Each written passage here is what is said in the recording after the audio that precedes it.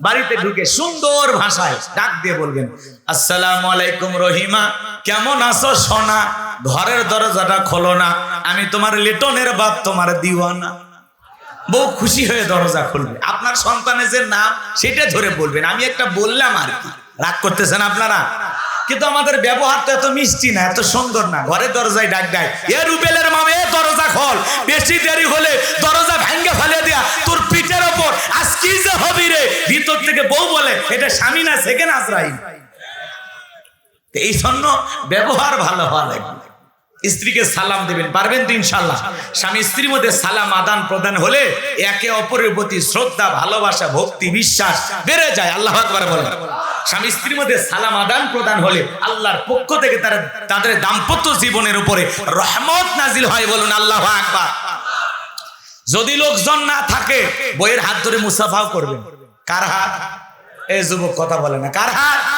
বইয়ের হাত। পাশের বাড়ির ভাবির হাত না, ধরলে ঝাঁটা দিয়ে পিটাবে। বইয়ের হাত ধরে মুসাফা করবেন। আর একেবারে যদি ময়দান ফাঁকা থাকে, কোলাকুলি সেরে নেবেন। এই আমলগুলো যদি করতে পারেন, আপনাদের দাম্পত্য জীবনে কখনো আর শান্তি আসবে। আজকে ঘরে ঘরে শান্তি নেই, সকালে বিয়ে করে বিকেলে তালাক দেয়। কথা বলেন না? আজকে দাম্পত্য জীবনে সুখ শান্তি উঠে গেছে, কারণ রসুলের সুন্নত ঘরে আর আমল চলে না। কথা বলে ঠিক না?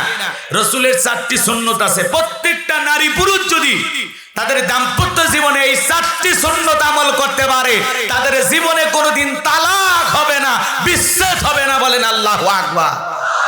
কয়টা সুন্নত? আরো জোরে বলেন, কয়টা সুন্নত? কি কি সেই 4টি সুন্নত শুনবেন? কারা কারা একটু হাত তোলেন তো দেখি। লিল্লাহি তাকবীর। হাত নামান। একটু অপেক্ষা করেন, আমি আস্তে আস্তে বলতেছি। এখন আবার বলতে গেলে পেঁয়াজ লেগে যাবে। একটু মনে করে দেবেন। আছেন তো নাকি বলেন? এই জয়পুর হাটে একবার ওয়াজ করতে গেছিলাম। আমি বললাম, ভাই আপনারা বউকে সালাম দেবেন। কথা কয় না কেন? বউকে কি দেবেন? সালাম দেবেন। একটা ছেলে বলে, হুজুর বউকে সালাম দিতে আমার শরম লাগে। আমি তখন বললাম, বাচ্চা কাচ্চা হয়েছে? কি কন হুজুর? 3টা সন্তানের বাবা আমি তখন বললাম, বউকে সালাম দিতে গিয়ে শরম লাগে, আর তুমি 3টা সন্তানের বাবা হয়ে গেলে, তোমার শরম যদি এত বেশি হইতো, তোমার বউয়ের তো বাচ্চা হওয়ারই কথা না। কথা বলা ঠিক না? বইয়ের বাচ্চা হয়ে যায়, বইয়ের 14 গোষ্ঠী তুলে গালি দেয়, তখন তোমার এই শরম আসে কোথা থেকে? হ্যাঁ, তখন শরম যায় কোথায়? বইয়ের মা বাবা তুলে গালি দেয়, আসে না স্বামী? কথা কয় না কেন? স্বামী স্ত্রীকে সালাম দিবে, স্ত্রী স্বামীকে সালাম দিবে। উভয়ের মধ্যে সালাম আদান প্রদান হলে আপনার স্ত্রী আপনাকে বকাঝকা করবে না, আপনিও আপনার স্ত্রীকে গালি দিতে পারবেন না। আল্লাহ আমাদের ঘরগুলোকে শান্তির নীড় বানায় দেন। জোরে বলেন আমিন। সালাম মানেই শান্তি। কথা বলে ঠিক কি না? সালামের মাধ্যমে অনেক বড় বড় সমস্যা মিটে যায়। বউ খুব ক্ষেপে আছে, সালাম দিয়ে বুকে জড়ায় নেন, এমনি মেজাজ ঠান্ডা হয়ে যাবে। আরে পরে টিপস দিচ্ছি, একটু অপেক্ষা করেন। কষ্ট হচ্ছে আপনাদের? লিল্লাহি তাকবীর। আম্মা জান আয়েশা ডেকে বলেন, নবীজি ঘরের ভিতরে প্রবেশ করে আমাকে সালাম দিলেন, আর আমি তাকায়া দেখলাম বিশ্ব নবীর চেহারার আলোতে সুইটা কই পড়ে আছে আমি পরিষ্কার দেখতে পেয়েছি। আপনার আমার নবীর সম্মান মর্যাদা কত জানেন? অনেকে জানে না। এক জায়গায় যা বললাম, ভাই বলেন তোমাদের নবীর নাম কি? একজন বলতে যে হুজুর আব্দুল কাদের জিলানী। পীর সাহেবের নাম মুখস্থ আছে, কিন্তু কপাল পরা রসুলের নামটা বলতে পারে না। এমন মুসলমান আছে না নাই? কেমন নবী পাইছি জানেন? আখিরি নবীর আখিরি উম্মত আপনি আমি। আপনার আমার মর্যাদা দাম অনেক বেশি। আল্লাহ বলেন, কুনতুম খায়রা উম্মাতিন উখরিজাত লিন-নাস তা'মুরুনা বিল মা'রুফ ওয়া তানহাউনা আনিল মুনকার। আমার আল্লাহ বলে, তোমাদেরকে উত্তম জাতি বানাইলাম, ভিআইপি বানাইলাম, মর্যাদা সম্পন্ন বানাইলাম। তোমাদের কাজ হলো সৎ কাজের আদেশ দেওয়া, অসৎ কাজ থেকে মানুষকে বিরত রাখা। কথা বলেন ঠিক কি না? তাহলে নিজেরা ভালো কাজ করব, মানুষকে ভালো কাজের জন্য উৎসাহ অনুপ্রেরণা দেব, নিজেরাও অন্যায় করব না, খারাপ কাজ করব না, সমাজেও করতে দেব না। কথা বলেন ঠিক কি না? খারাপ কাজ, অন্যায় কাজ বন্ধ করতে গেলে মার আসে না নাই? মার আসে না নাই? আজকে হক কথা বলা যায় না। হক কথা বলতে গেলে মাইক কেড়ে নিত এক সময়। কথা বলে না কেন? আজও বাংলাদেশে 2-1টা মাহফিলে বাধা দেওয়ার মতো লোক আছে না নাই? তাদেরকে সাবধান করে দিতে চাই, আলেমেরা কথা বলবে, আপনি আপনার দলীয় সমাবেশে কথা বলেন, কেউ তো বাধা দিতে যায় না, কিন্তু আলেমেরা যখন কোরআনের মাহফিলে কথা বলবে তাদেরকে বাধা দেওয়ার চেষ্টা করবেন না, এতে সমস্যা কিন্তু আরো বাড়বে। কথা বলে না কেন? মানুষ তখন আবু জেহেল চিনবে, কথা কয় না, কারণ কোরআনের মাহফিলে কোনো মুসলমান বাধা দিতে পারে। হুজুর বলতেছে সমস্যা কি? বাক স্বাধীনতা আছে না মানুষের? বলে যা, আপনি ভালো মানুষ হলে সমাজের মানুষ এমনি আপনাকে নির্বাচিত করবে। কোন হুজুর কি কইলো না কইলো এতে আপনার ভোট কমবে, কথা কয় না কেন? আর যদি হুজুরদের বাধা দেন, চেয়ারম্যান কে আপনি এলাকার চৌকিদারও হবেন না। গতকালকে আমাদের এক ভাইকে কুষ্টিয়ার একটি মাহফিলে বাধা দিয়েছেন, মাওলানা সাদিকুর রহমান আজহারী ভাই, অত্যন্ত নরম একজন আলোচক, কথা বলেন না কেন? চমৎকার ভাবে কথাগুলো বলেন। ভাই তো বোঝেনি, তো সাদিকুর রহমান আজহারী মানে বোঝেন তো। তো তিনি চমৎকার ভাবে কথা বলেন। আর ওই সমাজে একজন মানুষ বলেছে কোরআনের মাহফিল চলবে, এক চেয়ারম্যান কথা বলতেছে, এই কথা বলতে বলতে চেয়ারম্যান সাহেব যায় রাগান্বিত হয়ে শ্রোতারে পিটাইতেছে। এইটা ভাই, এটা মানুষের কাতারে পড়ে? কথা বলেন, এরা মানুষের কাতারে পড়ে?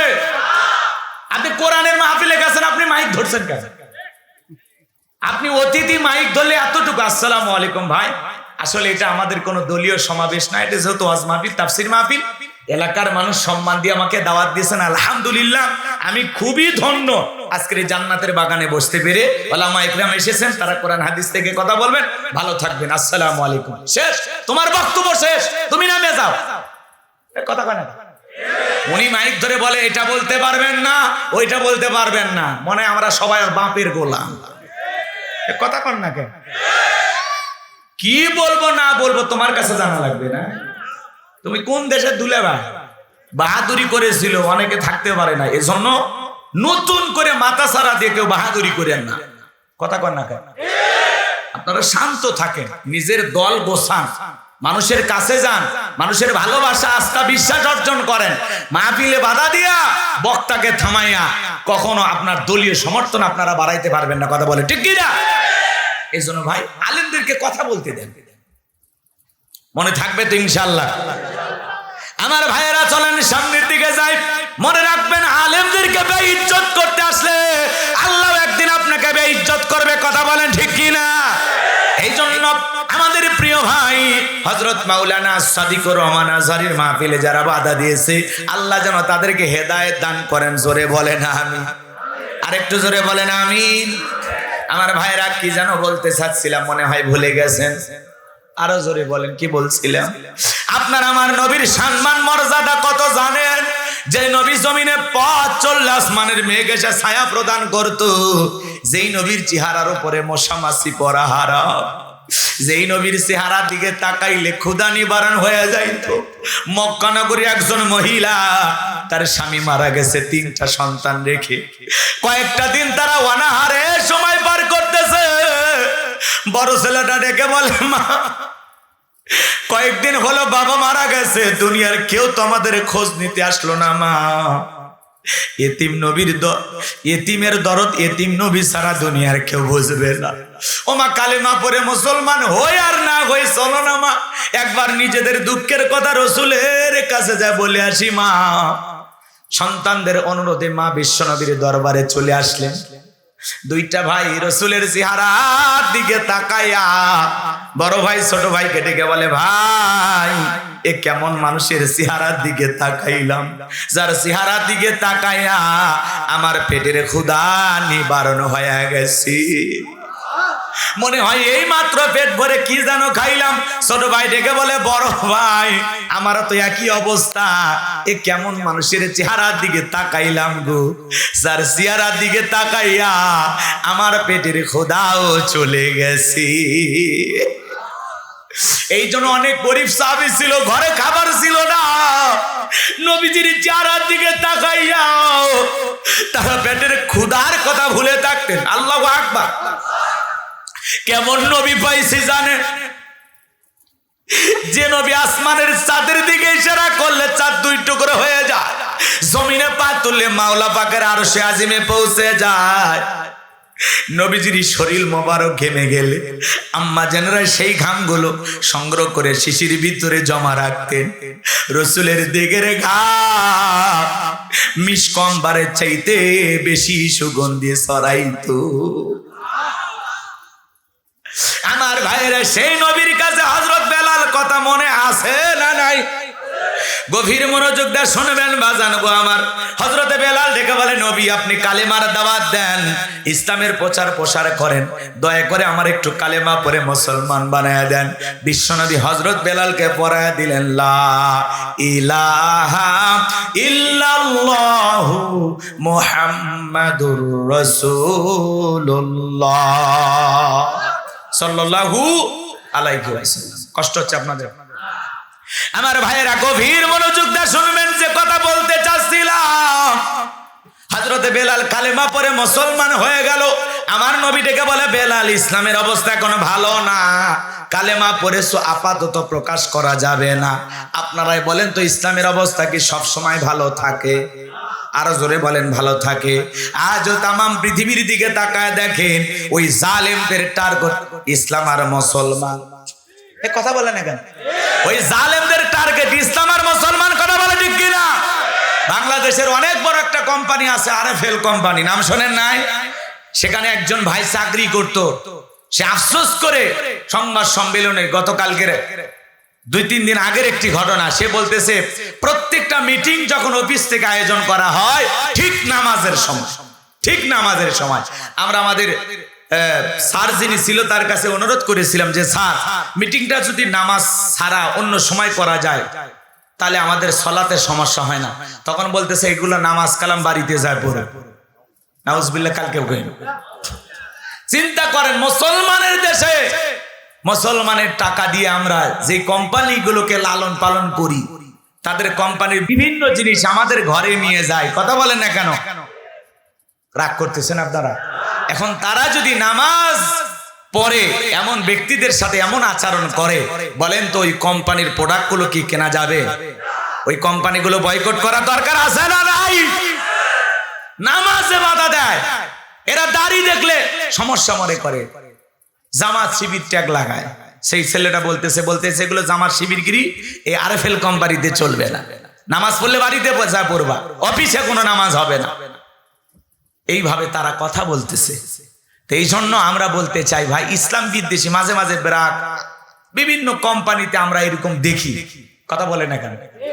তারা নামাজকে পছন্দ করে না, দাড়িকে পছন্দ করে না, কেউ আল্লাহর জিকির করে পছন্দ করে না। এমন কোম্পানির জিনিস আমরা আমাদের ঘরে কিনবো না। কথা বলে ঠিক কিনা? এজন্য বলবো এখন আপনারা সতর্ক হয়ে যান। কারণ বাংলাদেশের মানুষ যদি একবার জেগে ওঠে আর যদি বয়কটের দাবিতে দেশের ওলামা ইকরাম সচ্চার ভূমিকা পালন করে, ওইরকম কোম্পানি 2-1 বছরের মধ্যে নিশ্চিহ্ন হয়ে যাবে। কথা বলে ঠিক কিনা? ফিরি দিলে তোদের বদনাও কেউ কিনবে না। কথা কয় না কেন? সাবধান হয়ে যাও। সব জায়গায় ইসলাম বিরোধী লোক আছেই, এ কথা কন না কেন? আজও তামাম পৃথিবীর দিকে তাকায় দেখেন, ইসলাম আলাদের বিরুদ্ধে ষড়যন্ত্র করার জন্য মানুষ আছে না নাই? বিগত 16 বছরে এই দেশে সবচেয়ে বেশি নির্যাতন জুলুমের শিকার হয়েছে এদেশের ওলামা ইকরাম, দাড়ি টুপি নামাজিরা। কথা বলে ঠিক কিনা? আমার ভাইয়েরা গভীর মনোযোগ দিয়ে কথাগুলো বোঝার চেষ্টা করবেন। হযরতে বেলাল ডেকে বলে, নবী আমার জীবনের কোনো দাম নাই। আমার বনি বোমায়কে বলেছিলাম উঠতুম বা ছাগল পেশাব পায়খানা করে দেয়, ওই ঘরে থাকতে আমার বড় কষ্ট হয়, আমার জন্য আলাদা একটা ঘরের ব্যবস্থা করে দাও। ওমায় ডেকে বলে, বেলাল রে, উঠতুম বা ছাগলের দাম আমার কাছে আছে, কিন্তু তোর মতো কালো হাফসি বেলালের দাম আমার কাছে নাই। জোরে কন্না উযুবিল্লাহ। ও নবী, আপনি শুধু আমাকে দোয়া করে দেন, মৃত্যু পর্যন্ত যেন আমি কালেমার পথে টিকে থাকতে পারি। বিশ্ব নবী হযরত বেলালকে দোয়া করে দিলেন। হযরত বেলাল চলে গেলেন। আমার ভাইয়েরা, পরের দিন সকালবেলা সূর্য উদয় হয়েছে, অনেকটা বেলা গড়িয়েছে। হযরত বেলাল দরজা খোলে না। অন্যান্য চাকর বাকর যারা আছে ওরা নালিশ নিয়ে চলে গেল উমাইয়ার কাছে। যা বলে, উমাইয়া এখন পর্যন্ত বেলাল দরজা খোলে নাই, উট্টুম্বা ছাগলের পেশাব পায়খানা পরিষ্কার করে নাই, তাই নাকি? বলে, হ্যাঁ ঠিক আছে চলো। এইবার দরজায় এসে ডাক দেয়, বেলাল দরজা খোলো। হযরত বেলাল দরজা খোলে না, জোরে করে ধাক্কা মারছে, দরজা খুইলা গেছে। ওই এইবার খেয়াল করেন বাজান গো আমার, উমাইয়া তাকায় দেখে যেই রাত্রিতে হযরত বেলাল কালেমা পড়ে মুসলমান হয়েছে, ওই রাত্রিতে একটা উট্টুম্বা ছাগলের কাছে কোনো পেশাব পায়খানা দেখা যায় না। জোরে বলেন মারহাবা। এইবার উমাইয়া দেখে বলে, এ চাকরের দল, বেলালের বিরুদ্ধে মিথ্যা অভিযোগ দাও। তোমরা যখন ঘুমাচ্ছিলে বেলাল তখন ময়লা আবর্জনা পরিষ্কার করেছে, তাকায় দেখো না একটা উট্টুম্বা ছাগলের কাছে কোনো পেশাব পায়খানা নাই। এইবার বলতেছে, যাও নিজেদের কাজ করো, বেলালকে বেলালের মতো থাকতে দাও। ওদেরকে দাঁড়িয়ে দেওয়ার পরে এক পা দু পা করে হযরতে বেলালের কাছে চলে গেলেন। হযরতে বেলাল দেয়ালের সঙ্গে পিঠটা লাগায়া জিহ্বা নাড়ায়া জিকির করে কার? এইবার উমাইয়া বেলালের কাছে যা হালকা করে ধাক্কা মারছে, যখন জবান দিয়ে কালেমার আওয়াজ বের হয়েছে, তখন উমাইয়া ডেকে বলে, বেলাল তোর জবান দিয়ে কি শুনলাম, তুমি কি মুসলমান হয়েছো? হযরতে বেলাল ডেকে বলে, মুসলমান হয় যারা মিথ্যা কথা বলতে পারে না তারা, অকুলু কওলান সাদিদা। মুসলমানেরা হবে সত্যবাদী, মুসলমানেরা কখনো মিথ্যাবাদী হতে পারে। এই বিশ্ব রেকর্ড ছিল বিশ্ব নবী 63 বছরের জিন্দেগিতে একটি মিথ্যা কথা বলেননি। এমন মানুষকে নেতা হিসাবে কারা কারা মানতে রাজি? দুই হাত তুলে দেখান। লিল্লাহি তাকবীর। আমার নেতা, তোমার নেতা। কেমন নেতা পাইছি, কেমন নেতা! 60 বছরের জিন্দেগিতে একটি মিথ্যা কথা বলেননি, এমন বিশ্ব রেকর্ড পৃথিবীর দ্বিতীয় কোন নেতার আছে? জোরে বলেন আছে? আমাদের সমাজের নেতারা তো মিথ্যা বলতে বলতে চেহারা বেঁকা হয়ে গেছে, এক পা কবরে ঢুকে চলে গেছে, এরপরে মিথ্যা বলা ছাড়ে না। এত মিথ্যা কথা অনার্গল বলতে পারে, শয়তান পর্যন্ত বলে আমি এত খারাপ না। কথা কয় না? মিথ্যাবাদী আছে না নাই? হেলিকপ্টার দিয়ে ফানি দিয়েছিল। আরে জাতির সাথে জাতীয় তামাশা করেছিল ওরা। এ কথা কন না আপনারা, রাগ করেন না, সামনের দিকে যায়, কষ্ট মনের মধ্যে নেবেন না। বড় বড় কথা বলতো, আজকে কই গেল? কথা কন না। মন্ত্রীরা সব কোথায় গেল, কোথায় কাদের কাকা? ওদের সারা দেশটা বড় লাগে ফাঁকা ফাঁকা। না না বলবো না, কষ্ট হচ্ছে, তাহলে একটু জোরে বলেন লিল্লাহি তাকবীর। মন্ত্রীরা সব কোথায় গেল, কোথায় কাদের কাকা? ওদের সারা দেশটা বড় লাগে ফাঁকা ফাঁকা। আইন মন্ত্রী আটকে গেল আইনেরই ফাঁকে, দাড়ি সারা দরবেশটারে ভণ্ড ভণ্ড লাগে। কি কষ্ট পাচ্ছেন? আইন মন্ত্রী আটকে গেল আইনেরই ফাঁকে, দাড়ি সারা দরবেশটারে ভণ্ড ভণ্ড লাগে। শুনেছি কত নেতা নেত্রী হয়েছে ভাই গ্রেফতার, শুনেছি ভাই কত নেতা নেত্রী খাইতেছে ভাই ডান্ডা, কালামানিকের সিলেট বাসি ফাটিয়েছে ভাই আন্ডা। পলকেরও ঝলক গেল, পলকেরও ঝলক গেল, থামিয়ে নেটের চাকা। ওদের সারা দেশটা বড় লাগে ফাঁকা ফাঁকা। কোথায় গেল সংসদেতে মমতাজের গান, কোথায় গেল হযরত বলা স্বামী ওসমান? না, এক কষ্ট হচ্ছে না। এই সমাজে এগুলো আছে না নাই? আমরা শুনতেছিলাম যে শামীম ওসমানের বাসায় নাকি ভারত থেকে দুবাই থেকে, মানে ভারত থেকে দুবাইয়ের পথে, আবার শুনতেছি নাকি ওখানেও জায়গা হচ্ছে না। আরে খুব মায়া লাগে, আসেন আপনি আবার আসেন। এ কথা কয় না কে? এভাবে আর কত ঘুরবে, তাই না? চিন্তা করেন, চিন্তা করেন। মানুষ মানুষ হওয়া লাগবে, মানুষ। কথা বলেন না কেন? ক্ষমতাকে আল্লাহ তাআলার আমানত নিয়ামত মনে করা লাগবে। জনগণের কল্যাণে, মানুষের কল্যাণে, এদেশের মানুষের জন্য যদি আপনি কিছু করেন, দেশের মানুষ বুক দিয়ে আগলায় রাখবে। কথা বলেন ঠিক কি না? খারাপ লাগে তো। এদেশে তার বাবার বাড়ি, স্বামীর বাড়ি ভারতে আছে, ওই দেশে জায়গা হচ্ছে না, দুবাই চলে যাচ্ছে। দুবাইও আবার যতটুকু আমি এখন মিডিয়াতে ওইভাবে ফলাফল প্রচার হয়নি, আমরা যতটুকু শুনতে পারলাম ওখানে তিনি ঢুকতে পারতেছেন না। বিশ্বের বিভিন্ন দেশে তাকে পাঠানোর জন্য ভারত সরকার অনেক চেষ্টা করতেছে, কিন্তু হচ্ছে না। কথা বলেন না কেন? এজন্য মাঝে মাঝে বলতেছেন সুযোগ পাইলে চট করে ঢুকবো। আসেন আসেন, কথা কন ঠিক কি না? আসেন, আপনি আসবেন না কেন? এদেশের নাগরিক আপনি আছেন, পরেরটা পরে বোঝা যায় নাকি? ঘন আসেন, আপাতত আসেন, পরে ভয় দেখালে হবে, বোঝেন। এখন আদর করে ডাকতে হবে, আসুক। ওনারা আসবে না কেন? আসেন, যারা যারা গেছে সবাই চলে আসুক নাকি কহা? কিন্তু বিশ্বাস করেন, আমার কারো দেখতে মন চায় না, তবে একটা মানুষের জন্য আমার খুব দেখার ইচ্ছে, সেটা কাদের সাহেবকে। এই বেচারাটা আছে কোথায়? আমি খবরটা পাইতেছি। রাগ করতেছেন? স্মার্ট বাংলাদেশ বলতে পড়ে যাইতো, কি পালাবো না, প্রয়োজনে ফখরুল সাহেবের ঠাকুরগাঁয়ের বাসায় গিয়ে উঠবো। কি ফখরুল সাহেব জায়গা দিবেন না? কই গেল বেচারা? খুব দেখতে মনে চায়। এই লোকটার তথ্য এখনো পাওয়া যাচ্ছে না, কথা বলে ঠিক কি না? আবার ফখরুল সাহেব ঠাকুরগাঁয়ে যা বলে, কই কাদের সাহেব আপনি আসেন, আমি মেহমানদারি করার জন্য প্রস্তুত। আমার ভাইয়েরা মন খারাপ করবেন না, সমাজের বাস্তবতা মাঝে মাঝে তুলে ধরা লাগবে। অনেকে আবার রসকস করতে পারে, হুজুর ওয়াজের মধ্যে এগুলো কি, এগুলো মাঝে মাঝে বলা লাগবে। দেশের মানুষ ভুলে গেলে হবে না, সচেতন হওয়া লাগবে। কারা কি ব্যবহার করেছে ভুলে গেলে চলবে? কারা আইনা ঘর বাড়িয়েছে? কারা দেশের কোরআনের পাখিকে বিদায় করে দিয়েছে? কারা এদেশের নিরীহ মানুষকে ফাঁসি দিয়ে বিদায় করেছে? অতীত ভুলে গেলে চলবে না। ইতিহাস কিন্তু ঘটনা ঘটার পরে লেখা হয়। এই জন্য সব কথা বাংলার মুসলমান মনে রাখবে, এদেশের জনগণের সাথে কে কেমন ব্যবহার করেছে। এই জন্য ভাইয়েরা আমার, দুনিয়ার জমিনে তারা লাঞ্ছিত হবে, দুনিয়ার জমিনে তারা অপমানিত হবে, তার বাস্তব উদাহরণ আমরা দেখতে পাচ্ছি। এজন্য জুলুম করতে নাই, মানুষকে ভালোবেসে বুকে টানতে হবে। কথা বলেন ঠিক কিনা? চলেন ভাইরা আমার, ছাত্রদের গণ আন্দোলনে আপনারা দেখেছেন গণভবন কিভাবে দখল হয়েছে।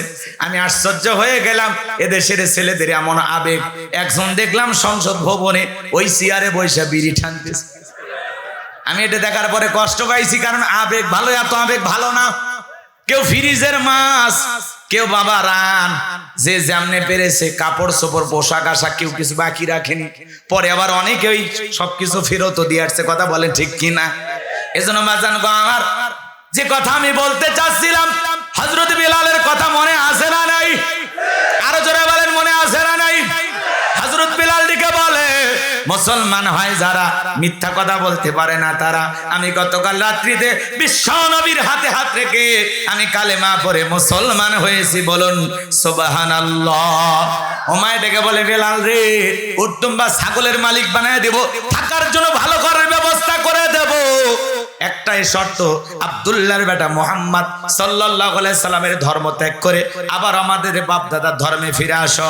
হযরত বেলাল ডেকে বলে, ওমাইয়া, দুনিয়ার পার্থিব সম্পদের বিনিময়ে বেলাল তার ঈমান বিক্রি করবে না। এইবার উমাইয়া ডেকে বলে, এ বেলাল, আমার কথা না শুনলে বড় নেতা আবু জেহেলকে খবর দেব। হযরতে বেলাল ডেকে বলে, কোন বড় নেতা ছোট নেতা এখন কাউকে কোনার টাইম নাই। আমি দুনিয়ার কোন আবু জেহেলকে ভয় করি না, আমি ভয় করি আমার আল্লাহকে। আল্লাহ ছাড়া দুনিয়ার কোন মানুষকে ভয় করা যায় না। কার ভয় আপনি এত ভয় করেন? কয়দিন বাঁচবেন? ভাই হুজুর সাবধানে কথা বলেন, অবস্থা ভালো না। কি হয়েছে? কি সমস্যা আপনার? কথা কন না গে? এত ভয় পান মাহফিল দেওয়ার দরকার কি? কষ্ট পাচ্ছেন নাকি? ভয় করলেই ভয়, আর ভয় যদি না করেন কেউ আপনারা ভয় দেখাতে পারবে না। কথা কন না কে? এজন্য যা হয়েছে হয়েছে, সামনেতে যেন আর এরকম না হয়। কথা কি বোঝা গেল? এখন সেই হিসাবে আপনাকে কেমনে চলা লাগবে একটু বুঝেছে, ঠিক আছে তো? আর কত বোকা থাকবেন, সারা জীবন ওরা ধোকা দেবে, আর সেই ধোকার ফাঁদে আমরা পা দেব? কথা কয় না? একটু পরিবর্তন হওয়ার দরকার আছে না নাই? জি জি জি, মনে রাখবেন আমার ভাইয়ের, আমি যে কথা বলতে চাচ্ছিলাম গভীর মনোযোগ দিয়ে শুনে যান। এইবার ওমায় চলে গেল আবু জেলের বাড়িতে, যা বলে নেতা আমার বাড়ি কৃতদাস বেলাল কালেমা পড়ে মুসলমান হয়েছে, তাই নাকি? বলে হ্যাঁ, ঠিক আছে বাড়িতে যে আমি আসতেছি। আবু জেল তার সাঙ্গ পাঙ্গ ক্যাডার মাস্তান ছিল, বিশেষ একটা বাহিনী ছিল যাদের কাজই হলো নতুন নতুন মুসলমানদের উপর নির্যাতন জুলুমের স্টিম রোলার চালানো। আবু জেলের একটা বিশেষ বাহিনী ছিল, আজও তাম পৃথিবীর দিকে তাকা দেখেন, ওই জালেমদের একটা বিশেষ বাহিনী আছে। ওই বিশেষ বাহিনীর মাধ্যমে এদেশের ইসলামপন্থী মানুষদের উপরে ওরা নির্যাতন জুলুম করে।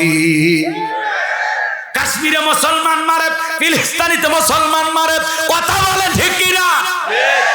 কারা কারা ওরা বোঝেন নাই? এই নেতানিয়াহু এ ভুলে গেছে নমরুদ ফিরাউনের যেমন পতন হয়েছে, এই নেতানিয়াহু এই ইহুদির বাচ্চা ইহুদিও একদিন পতন হবে। কথা বলে ঠিক কিনা? ৭৭ বছর ধরে মুসলমানের রক্ত নিয়ে খেলা করতেছে। পৃথিবীর কোন দেশে এদেরকে আশ্রয় দিত না। ফিলিস্তিনি মানুষের মায়া দয়া বেশি, কারণ এই ফিলিস্তিনিতে সবচেয়ে বেশি পয়গম্বররা এসেছিল। বলেন আল্লাহু আকবার। এজন্য তাদের দরদ মায়া দয়া বেশি। একটু আশ্রয় দিয়েছিল যে ব্যবসা বাণিজ্য করবে, থাক, এ খালি একটু থাকার সুযোগ দিয়েছিল। সেই সুযোগটাকে কিভাবে ব্যবহার করতেছে, কথা বলে ঠিক কিনা? যাদেরকে আশ্রয় দিল এখন তারাই দেশ দখল করছে, আর মুসলমানদেরকে দেশ থেকে বের করে দেওয়ার জন্য গাজায় হামলা, বাইতুল মুকাদ্দাস দখল, চতুর্দিক দিয়ে প্রতিদিন হামলায় শত শত মানুষকে ওরা হত্যা করে। এই জন্য যারা মানুষ হয়ে মানুষের উপরে হামলা চালায়, নির্যাতন চালায়, এভাবে জুলুম করে, এরা জঙ্গলি জানোয়ার, এরা মানুষ না, এরা পশু। আল্লাহ বলেন নাই উলাইকা কাল আনাম বাল হুম আদল? কিছু কিছু মানুষ আছে যারা চতুষ্পদ জন্তু জানোয়ারের চাইতেও নিকৃষ্ট, এরাই সেই ব্যক্তি। কি কষ্ট হয় আমার ভাইয়েরা, গভীর মনোযোগ দিয়ে কথাগুলো শুনে যান। আমি যে কথা বলতে চাচ্ছিলাম, আবু জেল তার ক্যাডার মাস্তান সঙ্গে নিয়ে উমায়ের বাড়িতে চলে আসলো। বেলালকে ডাইকা বলে, বেলাল এই দিকে আসো। কাছে ডাইকা বলে, বেলাল আমি তোমারে পার্সোনাল ভাবে মহাব্বত করি। বেলাল রে, তোমার উপরে আমার অনেক ভালোবাসা দয়া মায়া আছে। বেলালে সব কি শুনছি, তুমি নাকি কালেমা পড়ে মুসলমান হয়েছ। বেলাল রে, তুমি যদি চাও উটদুম বা ছাগলের মালিক বানায় দেব, থাকার জন্য ভালো ঘরের ব্যবস্থা করে দেব। বেলাল তুমি যদি চাও ব্যবসা বাণিজ্য করবা, দেড়হাম টাকা পয়সা যা লাগে আমি ব্যবস্থা করে দেব। বেলাল তুমি শুধু মুখ ফুটে বলো, চাইতে দেরি, চাহিদাটা পূরণ করতে দেরি করা হবে না। হযরত বেলাল ডেকে বলে, আবু জেল রে, দুনিয়ার সব সম্পদ যদি বেলালকে দিতে চাও, দুনিয়ার সব সম্পদ ছাড়তে রাজি, কিন্তু বিশ্ব নবীর কালেমা ছাড়তে রাজি নাই। বেলালের মতো যারা ইমানদার, এরা টাকার কাছে বিক্রি হয় না।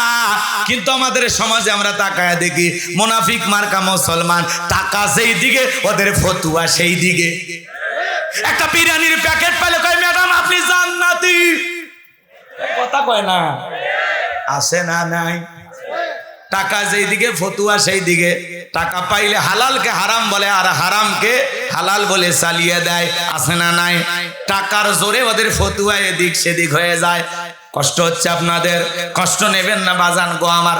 হযরত বেলালের কথা শুনে আবু জেল থেকে বলে, বেলাল সোজা আঙ্গুলে ঘিউ না উঠলে আঙ্গুল একটু বাঁকা করা লাগবে। এই কথা বলে যুবকদেরকে লেলিয়ে দিল, চাবুক দিয়ে পিটাও। হযরত বেলালকে চাবুক দিয়ে পিটাইতে পিটাইতে কালো চামড়া ফেটে রক্ত ঝরতেছে।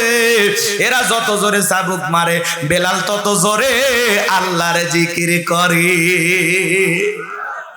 বাবারে মারে লাগতেছে ছাইরে দেয়, এগুলো বলে না। যত জোরে মারে তত জোরে জবান দিয়ে কার জিকির করে? আরেকটু জোরে বলেন কার? বাজান গো আমার, এইবার কালো চামড়া গুলো ফেটে রক্ত ঝরতেছে। আবু জেল ডেকে বলে, বেলাল চাবুক দিয়ে পিটাইলাম, পিটতে পিটতে রক্ত ঝরতেছে, তারপরে কি নবী মুহাম্মাদের কালেমা ছাড়বি না?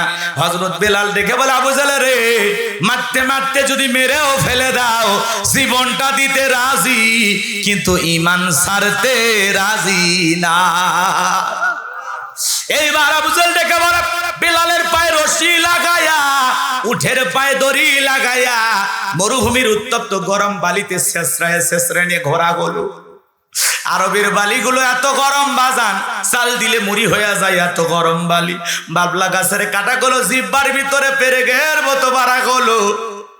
ইসলামের প্রথম মুয়াজ্জিন বেলাল নির্যাতন জুলুম করতে করতে বিকেল বেলা আবু জেল ডেকে বলে, বেলাল চাবুক দিয়ে পিটাইলাম, পায়ে রশি লাগায় শেষরায় নিয়ে ঘুরলাম, এত নির্যাতন জুলুম করা হলো রে বেলাল, এরপরে কি নবীর কালেমা ছাড়বি না? হযরত বেলাল ডেকে বলে, আবু জেল রে, নির্যাতন করতে করতে যদি মেরেও ফেলে দাও, মনে রাখবে বেলালের নিঃশ্বাস থাকবে যতদিন, বেলাল ইসলামের পথে টিকে থাকবে ততদিন। এইবার আবু জেল ডেকে বলে, একটা রুমের ভিতরে বন্দি করো, বিশাল বড় একটা পাথর কয়েকজন যুবক মেলে নিয়ে আসো, বেলালের বুকের উপরে চাপায়া দাও। বিশাল বড় একটা পাথর নিয়ে এসে হযরত বেলালের বুকের উপরে চাপায়া দেওয়া হলো। আর আবু জেল মনে মনে ভাবলো, পাথরের চাপার আঘাতে বেলাল মারা যাবে। এই কথা ভেবে কাফেররা চলে গেল। হযরত বেলালের বুকের উপরে পাথর, এরপরেও জিহ্বা নাড়ায় জিকির করে কার? আপনাকে তো জিকির করার জন্য কি পিটাই না, সর থাপ্পড় মারে না, তারপরে আমরা কপাল পর আল্লাহর জিকির করি না। জিকির করার জন্য আলাদা সময় লাগে না, দোকানদারি করতে করতে জিকির করা যায়, মাঠে কাজ করতে করতে জিকির করা যায়, কথা বলেন, রাস্তা দিয়ে চলতে চলতে জিকির করা যায়, মোটরসাইকেল সাইকেল চালাতে চালাতে জিকির করা যায়। যুবকরে জিকির করার জন্য আলাদা সময় লাগে না, সব সময় জবানে জিকির থাকবে কার? আযকুরুনি আযকুরুকুম ওয়াশকুরুলি ওয়ালা তাকফুরুন। তোমরা আমি আল্লাহকে স্মরণ করো, আমি আল্লাহ তোমাদেরকে স্মরণ করব। কৃতজ্ঞতা প্রকাশ করো, অকৃতজ্ঞ হয়ও না। হাদিস শরীফের ভিতরে আসছে, বিশ্বনবী বলেছেন, যে জিহ্বাটা আল্লাহর জিকিরে ভিজা থাকে, ওই জিহ্বাওয়ালা মানুষ কোনোদিন জাহান্নামের আগুনে জ্বলবে না। তাহলে সব সময় জবানে জিকির করব কার? সুবহানাল্লাহ, আলহামদুলিল্লাহ, আল্লাহু আকবার, লা ইলাহা ইল্লাল্লাহ, লা ইলাহা ইল্লাল্লাহ। সব সময় আল্লাহর জিকির করব, যেভাবে পারি আল্লাহ তাআলার নাম ধরে আমরা ডাক দেব। আমার ভাইয়ের, আমি যে কথা বলতে চাচ্ছিলাম, হযরতে বেলাল চোখের কোণায় পানি নিয়ে দেখে বলেন, আল্লাহ তুমি তো সেই আল্লাহ, ইব্রাহিমের জন্য যদি নমরুদের আগুনকে ফুলের বাগান বানায় দিতে পারো, ও আল্লাহ তুমি কি পারো না? বেলালের বুকের উপরে পাথর থাকার কারণে তোমার মতো মালিকের জিকির করতে বড় কষ্ট হয়, আল্লাহ তুমি কি পারো না বেলালের বুকের পাথরটাকে তুলার মতো নরম বানায় দিতে? হযরতে বেলাল দোয়া করতে দেরি, আসমানের মালিক আল্লাহ দোয়া কবুল করতে দেরি করে নাই। আমার আল্লাহ বেলালের বুকের পাথরটাকে তুলার মতো নরম বানিয়ে দিয়েছে। এইবার বেলালের নিঃশ্বাসের সাথে জিকিরের সাথে পাথর ওঠে আর নামে। সুবহানাল্লাহ বলে। আশিকে রাসূল বেলাল, নবীর পাগল বেলাল, নবীকে কত ভালোবাসতেন জানেন? বিশ্ব নবী যখন মক্কা নগরীতে পথ চলতো, হযরত বেলাল একবার ডানে যায় আর একবার বামে যায়। আমার নবী ডেকে বলে, বেলাল বুঝি না এমনটা কেন করো? হযরতে বেলাল ডেকে বলে, নবী আপনি কালেমার দাওয়াত দেন, ইসলামের প্রচার প্রসার করেন, ওই কাফেররা হলো আপনার শত্রু, আপনাকে টার্গেট করে যদি তীর নিক্ষেপ করে, নবী গো আমি চিন্তা করি ডান থেকে তীর নিক্ষেপ করলে ওই তীরটা যেন সর্বপ্রথম আমি বেলালের বুকের ভিতরে ঢোকে, আবার ওরা যদি বাম থেকে তীর নিক্ষেপ করে, নবী গো ওই তীরটা যেন সর্বপ্রথম আমি বেলালের বুকের ভিতরে ঢোকে। আমি বেলাল মারা গেলে ইসলামের ক্ষতি হবে না, আপনি নবী মারা গেলে ইসলাম আর মাথা উঁচু করে সামনের দিকে দাঁড়াতে পারবে না। বলেন আল্লাহ। কি ভালোবাসা, রাসূলকে আগলায় রাখতেন বেলাল। আহা, রাসূল যেদিন ইন্তেকাল করেছিলেন, হযরতে বেলাল ছোট্ট বাচ্চার মতো ফুফিয়ে ফুফিয়ে কান্না করতেছে। মনে হয় আপন জন হারাইলে এমন করে কেউ কান্না করে না। সাহাবা ইকরাম ডেকে বলে, বেলাল চুপ করো, এত জোরে কান্না করো না। হযরত বেলাল ডেকে বলে, আমি আর জীবনে কোনোদিন আজান দেব না। আমি আজান দেওয়ার পরে বিশ্ব নবী ইমামতির মুসল্লায় দাঁড়াবে না। আমি বেলাল আর কোনোদিন আজান দেব না। সাহাবায়ে কেরাম সান্ত্বনা দিয়ে বলে একটু চুপ করো। হযরত বেলাল কারো কথা শোনে না, চোখের পানি ছেড়ে দিয়ে কান্না করতে থাকলেন। সোমবারের দিনে বিশ্বনবী ইন্তেকাল করেছিলেন। বুধবারের দিনে তামাম পৃথিবীর উম্মতকে কাঁদিয়ে মদিনার সবুজ গম্বুজের নিচে আপনার আমার নবী শায়িত। কথা বলেন ঠিক কি না? আমার ভাইয়েরা, রাসূলের রওজার পানে দাঁড়ায়া যখন সালাম দিতে যাবে, দেখবেন দুনিয়ার সবকিছু আল্লাহ তাআলা আপনাকে ভুলিয়ে দেবে। দিলের ভিতরে কেমন যে ভালো লাগা, ভালোবাসা কাজ করে, আপনাদেরকে ভাষায় বলে শেষ করা যাবে না। আমার ভাইয়েরা, বিশ্বনবীকে দাফন সম্পূর্ণ করার পরে হযরত বেলাল বলে, মদিনায় থাকলে আমি পাগল হয়ে যাব। মদিনা ছেড়ে হযরত বেলাল দামেস্কে চলে গেলেন। 6 মাস অতিবাহিত হয়ে যাওয়ার পরে নবীজি ঘুমের ঘরে ডেকে বলে, বেলাল,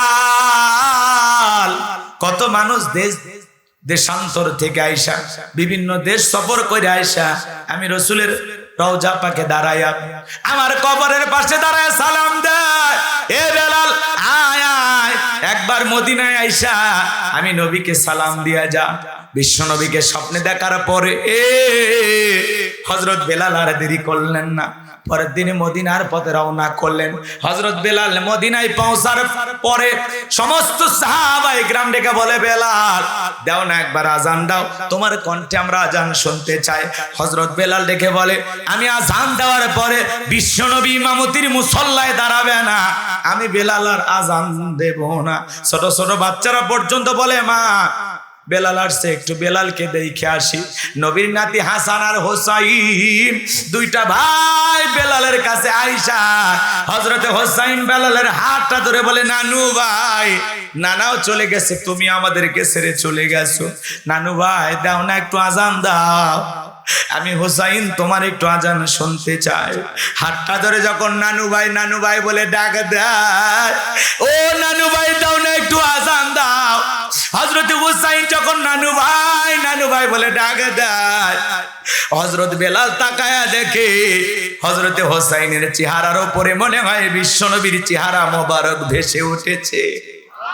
মনে হয় মদিনার নবী ডাইকা বলে, বেলাল দে না একবার আজান দে, আমি নবী কতদিন হয়ে গেল তোর আজান শুনতে পাই না। হোসাইন যখন কেঁদে কেঁদে হাতটা ধরে নানু ভাই বলে ডাক দেয়, হযরতে হোসাইনের অনুরোধ ফেরাইতে পারলেন না। 6 মাস পরে বেলাল মদিনায় আইসা আবারও আজান দিলেন। বলুন আল্লাহু আকবার। ঘটনা অনেক লম্বা আছে, ওই দিকে যাওয়ার সুযোগ নাই। বেলালের উপর নির্যাতন জুলুমের কথা বিশ্বনবীর কান পর্যন্ত যখন পৌঁছে গেল, আমার নবী ডেকে বলে, আবু বকর, বেলালের উপর নির্যাতন জুলুমের কষ্টের কথা আমার আর সহ্য হয় না, যাও তুমি আমার বেলালের জন্য একটা কিছু করো। হযরত আবু বকর সিদ্দিক রাদিয়াল্লাহু তাআলা আনহু কয়েক গুণ দাম বেশি দিয়া গোলামীর জীবন থেকে হযরত বেলালকে আজাদ করলেন, মুক্ত করলেন। বলুন আল্লাহু আকবার। এই যখন ইসলামের অবস্থা বাজান গো আমার, একদিকে সন্তান হারানোর ব্যথা, অন্যদিকে সাহাবায়ে কেরামদের উপর নির্যাতন জুলুম, এই জন্য রাসূলের মনটা কি খারাপ। সন্তানের ব্যথায় সাহাবায়ে কেরামদের নির্যাতন জুলুম কষ্টের কারণে রাসূল ব্যথিত। আচ্ছা বলেন তো, নবীজির যখন মন খারাপ, নবীকে সান্ত্বনা দেওয়ার দায়িত্ব কার? আরেকটু আস্তে কর, একটু জোরে ডাক দেন, আল্লাহ। হইতে কষ্ট লাগে, আল্লাহ বললে বুকটা ভরে যায়, কলিজাটা ভরে যায়, কি শান্তি। আমরা গোলাম কার? আরেকটু জোরে বলে। আমার ভাইয়েরা গভীর মনোযোগ দিয়ে কথাগুলো শুনবেন। আমার আল্লাহ ডেকে বলে, জিবরাইল, আমার বন্ধুর মা নাই, বাবা নাই, আমি ছাড়া আমার বন্ধুর আপন কেউ নাই। এ জিবরাইল, আমার বন্ধুর মনটা হয়েছে ভারী, আমি আল্লাহ সইতে না গির পারি। লাহু মাহফুজ থেকে সূরা কাউসার নিয়ে যায়, আমার বন্ধুর উপরে নাজিল কর তাড়াতাড়ি। আল্লাহু আকবার। আমার নবী ডেকে বলে, আনাস, আমার মনটা কেন খারাপ তোমরা জানো? আমার মনের কষ্টের কথাটা তোমরা জানো, কিন্তু আমার মুস্কি হাসি দেওয়ার কারণ হলো এই মাত্র আসমান থেকে জিবরাইল এসে আমার উপরে সূরা কাউসার নাজিল করলো। বিশ্বনবী তখন সাহাবায়ে কেরামদের সামনে তেলাওয়াত করে শোনায় দিলেন। জবান ছেড়ে সবাই আরেকবার তেলাওয়াত করুন। ইন্না আ'তাইনাকাল কাউসার ফাসাল্লি লিরাব্বিকা ওয়ানহার ইন্না শানিয়াকা হুয়াল আবতার। আল্লাহু আকবার। আল্লাহ রাব্বুল আলামিন বলেন, ইন্না আ'তাইনাকাল কাউসার। আল্লাহু আকবার। আমার আল্লাহ বলেন, অবশ্যই আমি আল্লাহ পাক আপনাকে হাউজে কাউসার দান করেছি। বলুন আল্লাহু আকবার। নিশ্চয়ই আমি আল্লাহ পাক আপনাকে হাউজে কাউসার দান করেছি। এই দুনিয়ার অনেক পয়গাম্বরকে আল্লাহ পাক পাঠিয়েছিলেন, দুনিয়ার অন্য কোন নবী রাসূলকে আল্লাহ পাক হাউজে কাউসার দান করেন নাই। আমার আল্লাহ তাআলা ভালোবেসে আপনার আমার প্রিয় নবীকে হাউজে কাউসার গিফট করেছেন, দান করেছেন। সুবহানাল্লাহ। ইন্না আ'তাইনাকাল কাউসার, অবশ্যই আমি আল্লাহ পাক আপনাকে হাউজে কাউসার দান করেছি। জোরে বলুন সুবহানাল্লাহ। অনেকে সুবহানাল্লাহ বলতে চায় না, কি কষ্ট হয়। এই হাউজে কাউসার, এদিকে খেয়াল করেন, দুই একজন ওটা বসা করতেছেন, আমি তাতে মন খারাপ করি নাই, কারণ সবাই তো ওয়াদা ঠিক রাখতে পারে না। কথা কনে ওয়াদা খেলাফ করি বহু মানুষ আছে, সব জায়গায় তালে তাল মিলে হাত তোলে, কিন্তু একটাও পালন করে না। আছে না ভাই? তো এই জন্য থাকবে, ধানের মধ্যে পাতান থাকে, দেখতে স্বর্ণের মতো, কিন্তু নাম কি? হ্যাঁ, কি? City gold. আরে দেখতে স্বর্ণের মতো, কিন্তু দাম কি একই? কই স্বর্ণের দাম 1,30,35,000 টাকা ভরি, আর ওইটার দাম 1,500-2,000 টাকা। কথা কন ঠিক কিনা? এই জন্য ভাইয়েরা আমার, সবাই যে শেষ পর্যন্ত ওইভাবে মনোযোগ দিয়ে শুনবে এমনটা নয়। এখন আপনি আসল সারমর্ম আলোচনার মূল যে তাৎপর্য, গুরুত্ব, সেটা এখন বুঝতে পারবেন। কথা কি বুঝতে পারছেন? একটু স্বাদ নিয়ে বাড়িতে যান। এত কষ্ট করে আসছেন, একটা মেসেজ নিয়ে যাওয়ার দরকার তো নাকি বলেন? আমলের নিয়তে কিছু কথা নিয়ে যাওয়ার দরকার আছে না নাই? একটু শোনেন। হাউজে কাউসারের মালিক আল্লাহ পাক কাকে দান করেছে?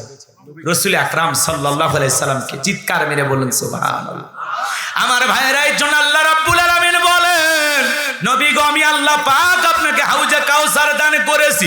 ভালো করে বোঝার চেষ্টা করবেন। এই হাউজে কাউসারের পানি দুধের মতো সাদা, মধুর চাইতে মিষ্টি, পানির মতো ক্লিয়ার।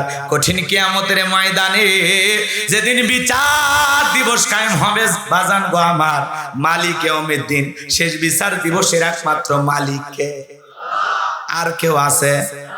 ওই দিন একমাত্র বিচারক কে? কথা বোঝেন নাই?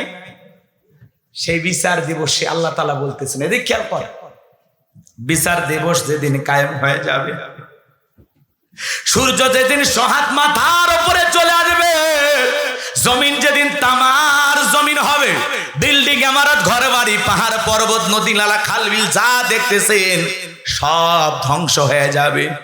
কথা বলেন না কেন? কুল্লু মান আলাইহা ফান, সবকিছু ধ্বংস হয়ে যাবে। এই পৃথিবীর জমিনে কোনো কিছুই অবশিষ্ট থাকবে না। কথা বলেন ঠিক কি না? গণভবন থাকবে? কথা কয় না কেন? অবশ্যই জো বাইডেনের বাড়িটা তো থাকবেই, ভারতের তাজমহল থাকবে, মালয়েশিয়ার সেই বিশাল বড় বিল্ডিংটা তো থাকবেই, সৌদি আরবের ঘড়ি টাওয়ার অবশ্যই থাকবে। এই পৃথিবীর জমিনে যত বিল্ডিং ইমারত দেখতেছেন সব ভেঙে তছনছ হয়ে যাবে, কোনো কিছুই অবশিষ্ট থাকবে। এ বাজার, ওই কিয়ামতের কঠিন দিনে মানুষের জিহ্বা কুকুরের মতো ঝুলে আসবে নাভি পর্যন্ত। জমিনে হবে তামার জমিন, মানুষ উলঙ্গ হয়ে সেদিন উঠবে বাজান গো আবার, কারো দেহে কোনো পোশাক থাকবে না। আম্মা জান আয়েশা এই কথা শোনার পরে আমার নবীকে ডেকে বলে, নবী গো, সেদিন যদি সবাই উলঙ্গ হয়ে হাসরের ময়দানে ওঠে, সেদিন কি মানুষের লজ্জা করবে না? আমার নবী বিশ্ব নবী ডেকে বলেন, আয়েশা, সেদিন মানুষ নিজেকে নিয়ে এত ব্যস্ত হয়ে পড়বে, ওই কঠিন কিয়ামতের ভয়াবহতা এত কঠিন, কেউ কারো দিকে তাকানোর জন্য এক সেকেন্ডও সময় পাবে না, সবাই নিজেকে নিয়ে ব্যস্ত থাকবে। বলেন আল্লাহু আকবার। আমার ভাইয়েরা, সেদিন মা তার সন্তানের পরিচয় দেবে না। বাবা সেদিন বলবে আমি তো বিয়েই করি নাই। ভাই ভাইকে চিনবে না, স্বামী স্ত্রীর পরিচয় দেবে না। ওই কঠিন কিয়ামতের ময়দানে বিশ্বনবী তার আদরের উম্মতদেরকে হাউজে কাউসারের পানি পান করার জন্য পিয়ালা নিয়ে দাঁড়িয়ে থাকবেন। নবীর সামনে হাজার হাজার মানুষ দলে দলে যাবে, কিছু মানুষের সামনে আবরণ তৈরি করে দেবে। আমার নবী তখন থেকে বলবেন আল্লাহ, সংখ্যায় আমি অনেক মানুষ দেখতে পাইলাম, কিন্তু এখন জানি কেন জানি সংখ্যাটা কমে গেল, বুঝতে পারলাম না। আমার আল্লাহ তখন ডেকে বলবে বন্ধু, আপনি তো পাইকারি দরে সবাইকে হাউজে কাউসারের পানি পান করাইতে পারবেন না। ওই দুনিয়ার জমিনে দুইটি অপরাধ করেছিল যারা, আজকে হাউজে কাউসারের পানি পাবে না তারা। কয়টা অপরাধ? কি কি অপরাধ শুনবেন? কথা কয় না, কথা কয় না, শুনবেন? একটা তাকবীর দেন, লিল্লাহে তাকবীর। আমার নবীর কাছে আল্লাহ বলবেন নবী, দুইটি অপরাধ করেছিল যারা হাউজে কাউসারের পানি পান করতে পারবে না তারা। নবীজি হাউজে কাউসারের পিয়ালা নিয়ে দাঁড়িয়ে থাকবেন। চিন্তা করেন, রসুল নিয়ে দাঁড়িয়ে থাকবেন, আপনি রসুলকে দেখবেন, আবার রসুলের হাতে হাউজে কাউসারের পিয়ালার পানি পান করবেন। এই সৌভাগ্যবান, এই সুন্দর একটি দৃশ্যের মুখোমুখি আপনারা কি হতে চান? রসুলের হাতে কারা কারা হাউজে কাউসারের পানি পান করতে চান? দুই হাত তুলে আল্লাহকে দেখান। আল্লাহ আমাদের সবাইকে রসুলের হাতে এক পেয়ালা করে হাউজে কাউসারের পানি পান করা তৌফিক দান করুন। জোরে বলুন আমিন। সেই সৌভাগ্যবান উম্মতদের তালিকায় আল্লাহ আমাদের নামগুলো লিখে নেন। জোরে বলেন আমিন। আরো একবার বলেন আমিন। হাত নামান। শোনেন, হযরত আবু বকর সিদ্দিক রাদিয়াল্লাহু তাআলা আনহু পেয়ালাগুলো ভরায় দিবেন, মাঝখানে দাঁড়িয়ে থাকবেন হযরত ওমর। হযরত আবু বকরের হাত থেকে নিয়ে হযরত ওমর বিশ্বনবীর হাতে দিবেন, আর নবীজি তার আদরের উম্মতদেরকে খুঁজে খুঁজে হাউজে কাউসারের পিয়ালার পানি পান করবেন। একবার যদি কেউ হাউজে কাউসারের পিয়ালার পানি পান করতে পারে, জান্নাতে ঢোকা পর্যন্ত তার আর তৃষ্ণা লাগবে না। সুবহানাল্লাহ, একটু জোরে বলেন। কঠিন কিয়ামতের বিচার দিবসের একদিন হবে 50,000 বছরের সমান। সেদিন এদিক খেয়াল করেন, আল্লাহ তাআলার একটা ভিআইপি গ্যালারি থাকবেন, আরশের নিচে 7 শ্রেণীর মানুষ ছায়া পাবে। কয় শ্রেণীর? ওইটা আল্লাহ তাআলার একটা ভিআইপি গ্যালারি। ওখান থেকে বসায় আল্লাহর প্রিয় গোলামেরা কিয়ামতের ফাইনাল খেলা উপভোগ করবে। বলেন আল্লাহু আকবার। কারো ভাগ্যে যদি রসুলের হাতে এক পেয়ালা হাউজে কাউসারের পানি জুটে যায়, আর আল্লাহর আরশের নিচে ছায়া যদি জুটে যায়, সেই ব্যক্তি জান্নাতি, তার আর কোনো টেনশন নাই। সুবহানাল্লাহ বলেন। এইবার হাউজে কাউসারের পানি চাইলেন আর পাইলেন অতি সহজ। কথা কয় না কা? আমি আপনাদের এলাকায় এসেছি, একটা ছেলের হাতে কিছু চকলেট দিলাম, দিয়ে বললাম ভাতিজা আমার এক বদনা ফানিয়ে নেই দাম, একটু উজু সারবো। এদিকে খেয়াল করেন, চকলেট পাইয়া ছেলেটা আনন্দের ঠেলায় মারছে দৌড়, মাঝখানে আচার খাইয়ে পড়ে গেছে, হাঁটু ছিলে গেছে, লাল লাল টমেটো রস বেরিয়েছে, নাকি রক্ত বেরিয়েছে।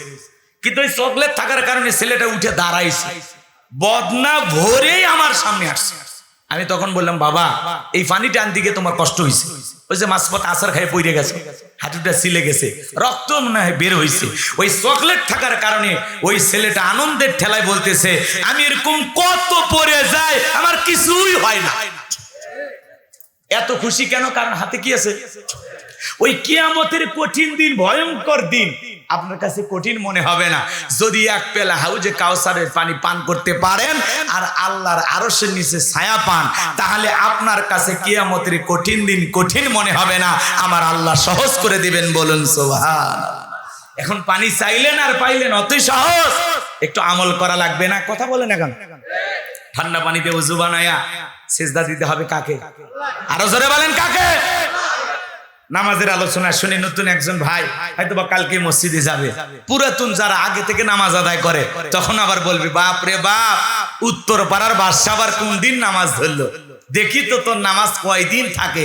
এরকম ঠাট্টাকারী আছে না নাই? খবরদার মুরব্বী মুরব্বী, এই বেয়াদবি করা যাবে না। কথা বলে না কেন? কেউ যদি নতুন নামাজ আদায় করার জন্য মসজিদে যায়, আপনি আর আল্লাহর কাছে বলবেন, ভাই তুমি মসজিদে আসো, আমার দিলটা ভরে গেছে, আমি আল্লাহর কাছে দোয়া করি আল্লাহ যেন মৃত্যু পর্যন্ত মসজিদে এসে 5 ওয়াক্ত সালাত জামাতের সহিত আদায় করার তৌফিক দান করেন। আপনি দোয়া করেন মিয়া, তা না করে ঠাট্টা করেন। নামাজ ঠিকঠাক থাকবি তো কয়দিন পড়বা? মনে হয় মসজিদের ওটা হলো সিসি ক্যামেরা, এর দায়িত্ব কে ঢুকলো আর কে বের হলো খোঁজ খবর নেওয়া। কথা কন না কে? দাওয়াত দিয়ে তো 5 জনকে মসজিদ মুখী বানাইতে পারেন না, তা ঠাট্টা করেন কেন? ওই একদিন নামাজ পড়বে না 2 দিন পড়বে, সেটা ও ভালো বুঝবে। পারলে দোয়া করেন, বেয়াদবি করবেন না। যুবক মানুষ একটু মুখে দাঁড়িয়ে রাখছে, দেখলে কয় ভাতিজা চ্যাংরা বয়সে বুড়ে হয়ে গেলে, কথা কয় না। বউক নিয়ে ঘুরতে গেছে, মানুষজন দেখালে কয় ভাবি ভালো আছেন? হ্যাঁ। সাথে চাচার খবর কি? কথা কয় না কেন? আছে না? আমি আমার বউকে নিয়ে একবার মার্কেটে গেছি, কয় হুজুর আপনার মেয়েকে বলেন কোনটা কোনটা চয়েস করবে নিতে পারেন। আপনি মেয়ে না রে, এটা আমার আসল জিনিস। কথা কয় না কেন? যা কসু ভুল কসু, কথাকে বোঝেন না। মানে দাড়ি দেখলে মনে করে হুজুরের কয়েকটা মেয়ে বিয়ে দিয়েছে, মানে মেয়ে নিয়ে আসছে হুজুর, এরকম ভাবতেছে। আমার যে বউ আছে ও ভুলেই গেছে। কথা কন না কেন? দেখবেন দাড়ি রাখলে অনেক বউ পছন্দ করেন, এরকম বউ আছে না নাই? যে স্ত্রী তার স্বামীর মুখে রাখা দাড়ি পছন্দ করে না, রসুলের এই সুন্নাত যার ভালো লাগে না, এই স্ত্রী নিয়ে জীবনে সুখ পাওয়া যাবে না। রসুলের সুন্নতের মহাব্বতই আপনার স্ত্রীর মনের মধ্যে নাই, সে আবার কি মহাব্বত করবে আপনার? কথা কন না কেন? ওই কটকটি ডাইনি বউ দিয়ে সংসার হবে না। রাগ করতেছেন আপনারা? এই জন্য মা বোন যারা বসে আছেন, মা স্বামী যদি মুখে দাড়ি রাখে খুশি হন, কারণ যে স্বামী মুখে দাড়ি রেখে ইফতিজিং করতে পারবে না, কথা কোন ঠিক কিনা? মুখে দাড়ি রেখে পরকীয়া প্রেম করতে পারবে না, কথা বলেন। মুখে দাড়ি রেখে পতিতালয়ে যেতে পারবে না, মুখে দাড়ি রেখে সিনেমা দেখতে যেতে পারবে না। আর বিবেকে বাজি পাগলি বোঝে না। আর যাদের দাড়ি আছে, যাদের যে পুরুষগুলোর দাড়ি আছে, হ্যাঁ এরা যে কি, হ্যাঁ সেটা বুঝবেন কেমনে? বুঝে নেন। কথা কয় না, কথা কয়। রাগ করতেছেন আপনারা? কিছু কিছু মুরব্বী আছে 70-80 বছর পার হয়ে গেছে, এরপরে সেলুনে যে কয় মারিয়ে দিয়ে চামড়া টানিয়ে টানিয়ে প্লাস দিয়ে চামড়া টানিয়ে সেভ করা লাগে। হাই রে বুড়ে রে, এরকম আছে না? না, আল্লাহ সমস্ত বৃদ্ধ মুরব্বীদের হেদায়েত দান করেন। জোরে বলেন আমিন। এই যে বাবাজি দাঁড়িয়ে রাখছে, ভাই দাঁড়িয়ে রাখছে, আমি রাখছি, এদের দেখেন তো ভালো লাগতেছে না? দাড়ি হলো পুরুষের সৌন্দর্য, কথা কয় না? আপনি যে পুরুষ, এটা একটা সৌন্দর্য বৃদ্ধি করে দাড়ি, কথা কয় ঠিক কিনা? এটা আমরা কাকে ভালোবেসে রেখেছি? আল্লাহ রসুলকে, কথা বলে ঠিক কিনা? মানা হাব্বা সুন্নতি ফাকাদ আহাব্বানি ওয়া মান আহাব্বানি কানা মাই ফিল জান্নাহ। আল্লাহ রসুল বলেছেন যে আমার সুন্নতকে মোহাব্বত করলো, সেজন্য আমি নবীকে মোহাব্বত করলো। আর যে আমার সুন্নতকে ভালোবাসলো, সেই সুন্নত ভালোবাসাকারী উম্মত আর আমি রসুল পাশাপাশি জান্নাতে থাকবো। সুবহানাল্লাহ। এজন্য রসুলের সুন্নতে দাড়ি, এটাকে মোহাব্বত করতে হবে। কথা বলেন ঠিক কি না? মা বোন যারা বসে আছেন, মা খবরদার খবরদার, দাড়ি রাখলে স্মার্ট মনে করবেন না, দাড়ি রাখলে মনে করবেন না ও দুনিয়ার কিছু বোঝে না। দাড়ি রাখার পরেও আপনার স্বামী আপনাকে হাজারো সুখ ভালোবাসা দিতে পারবে। কথা বলেন ঠিক কি না? আমার ভাইয়েরা লম্বা করার সুযোগ নাই। যে কথা আমি বলতে চাচ্ছিলাম, গভীর মনোযোগ দিয়ে শুনবেন। হাউজে কাউসারের পানি পান করতে গেলে কাজ করতে হবে 2টি। জোরে বলেন কয়টি? আল্লাহ যাদেরকে হাত দিয়েছে 2 আঙ্গুল তুলে বলেন তো কয়টি? আর একটু জোরে বলেন কয়টি? এবার 2 নাম্বার আয়াতে আল্লাহ সেটা জানিয়ে দিলেন। জবান ছেড়ে সবাই তেলাওয়াত করুন। ফাসাল্লিলি রাব্বিকা ওয়ানহার, ফাসাল্লিলি রাব্বিকা ওয়ানহার। 1 নাম্বার হলো ফাসাল্লিলি রাব্বিকা, রবের উদ্দেশ্যে সালাত আদায় করা। নামাজ হবে একমাত্র কার জন্য? আরো জোরে বলেন। কুল ইন্না সালাতি ওয়া নুসুকি ওয়া মাহইয়ায়া ওয়া মামাতি লিল্লাহি রাব্বিল আলামিন।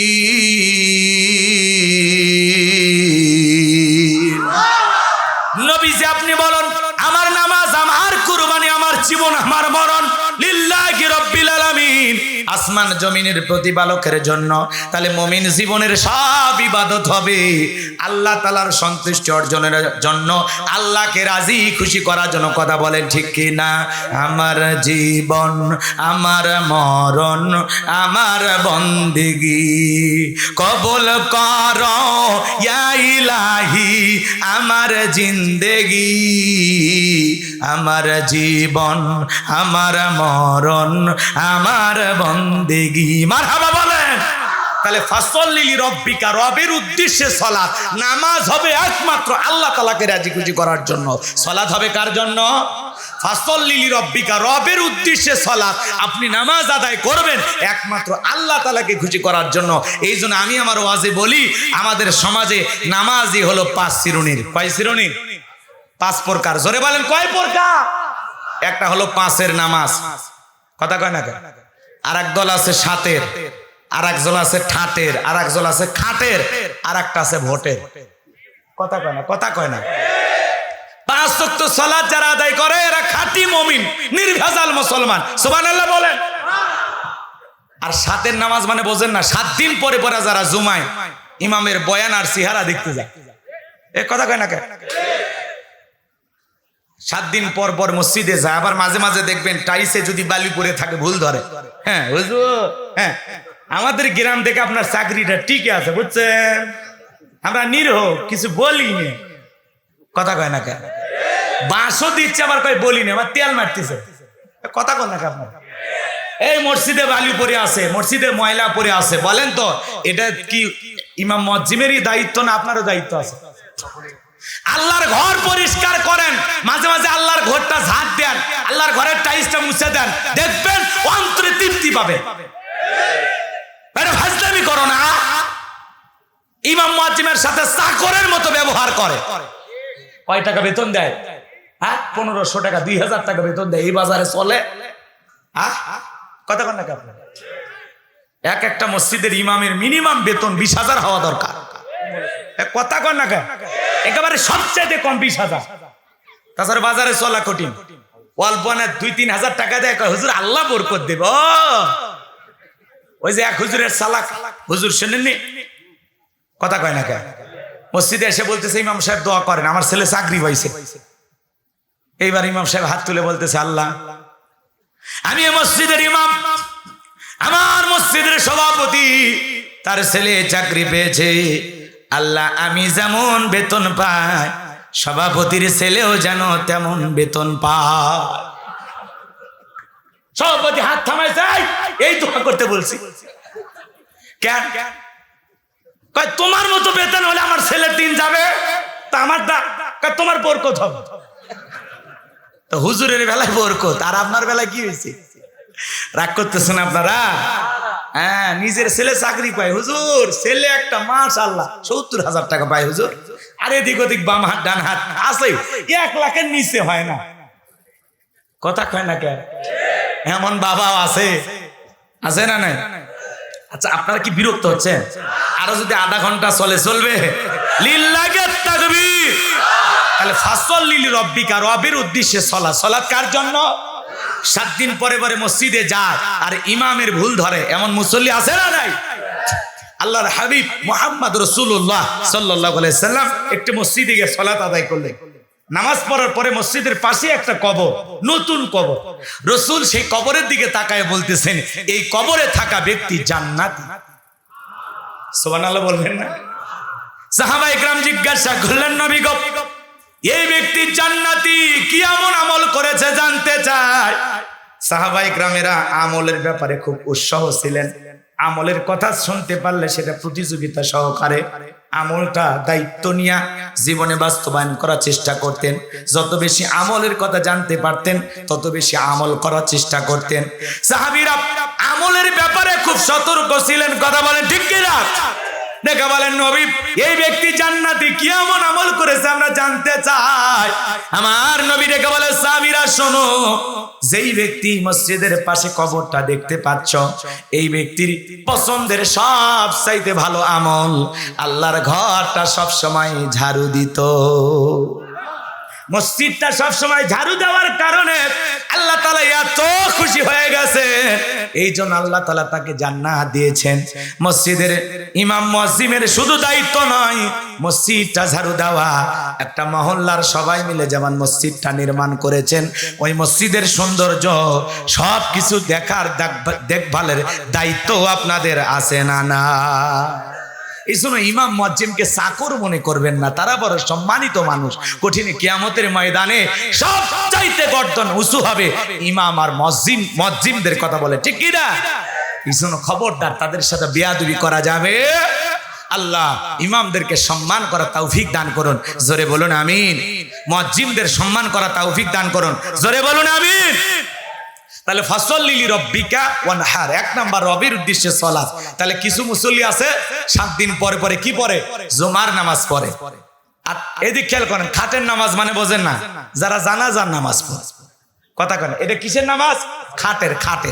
মানুষ মারা গেলে দেখবেন যখন মাইক দিয়ে ঘোষণা করে এই গ্রামের অমুক ব্যক্তি মারা গেছে, ইন্না লিল্লাহি ওয়া ইন্না ইলাইহি রাজিউন, স্ত্রীকে বলে হায় রে সেদিনই বাদশার সাথে কালাই বাজারে চা খাইলাম, আজকে বাদশা মারা গেছে, ওই পাঞ্জাবিটা ধুয়ে দে, জোহরের পরে জানাই যায় যাওয়া লাগি। ফজর কিন্তু পড়েনি, কথা কয় না, ফজর কিন্তু পড়েনি। এইবার দৌড়ে মাঠ বা ক্ষেত থেকে বা ব্যবসা বাণিজ্য সেরে দৌড়ে আসে গোসল করে পাঞ্জাবি লাগাইয়া দৌড়ে যায়, দেখে মসজিদে জানাজা শুরু হয়নি, শুরু হয়েছে কিসের নামাজ? জোহরের নামাজ। তখন মনে করতেছে যেহেতু জানাজা পড়তে আসছি জোহরটা পড়ি, আল্লাহু আকবার। ওর উদ্দেশ্য কিন্তু জানাজা পড়া, জোহরের নামাজ পড়া না। এ কথা কন না আপনারা? এখন ইমাম সাহেবেরা যখন জানাজা পড়ার আগে 2-3 মিনিট বক্তব্য দেয়, হ্যাঁ ভাই দুনিয়া থাকার জায়গা না, সবাইকে বিদায় নিতে হবে, দাদা গেল আসে নাই, বাবা গেছে আসে নাই, আপনিও যাবেন, এগুলো শুনে আর কয় ঠিক ঠিক হুজুর, আরে মৃত্যু এরকমই, আমরাও মারা যাবো, মানে এমন আফসোস অনুশোচনা করে। ওই জানাজার খাটিয়ার সামনে দাঁড়ায়া ইমামের 2-4 মিনিট বক্তব্য শুনে মনে হয় দুনিয়ার থেকে এই লোকটা আজকেই পরিবর্তন হয়ে যাবে। কথা কয় না? জানাজা পর ইস রে ইস, এরকমই মৃত্যু, কুল্লু নাফসিন যায়কাতুল মাউত, সবাইকে মৃত্যুর স্বাদ গ্রহণ করা লাগে। ঠিক হুজুরেরা যা বলে ঠিক, কবরে মাটি দিয়ে টুপি খুলে এইবার খবর দেখে আর সব ভুলে গেছে। যে একটা সাবানের অ্যাড এসেছে, কাপড় খোলা অ্যাড, ওটা দেখে কইছে হাই রে কি অ্যাড দেখলাম রে, এই সাবান ব্যবহার করা লাগবে, 14 গোষ্ঠী ফর্সা হয়ে যায়। কথা কয় না? টেলিভিশন দেখার মতো অবস্থা আছে? ছেলে মানুষ দাড়ি সেভ করে, কথা কয় না? ব্লেড ব্যবহার করে, ছেলে মানুষ ব্যবহার করে না?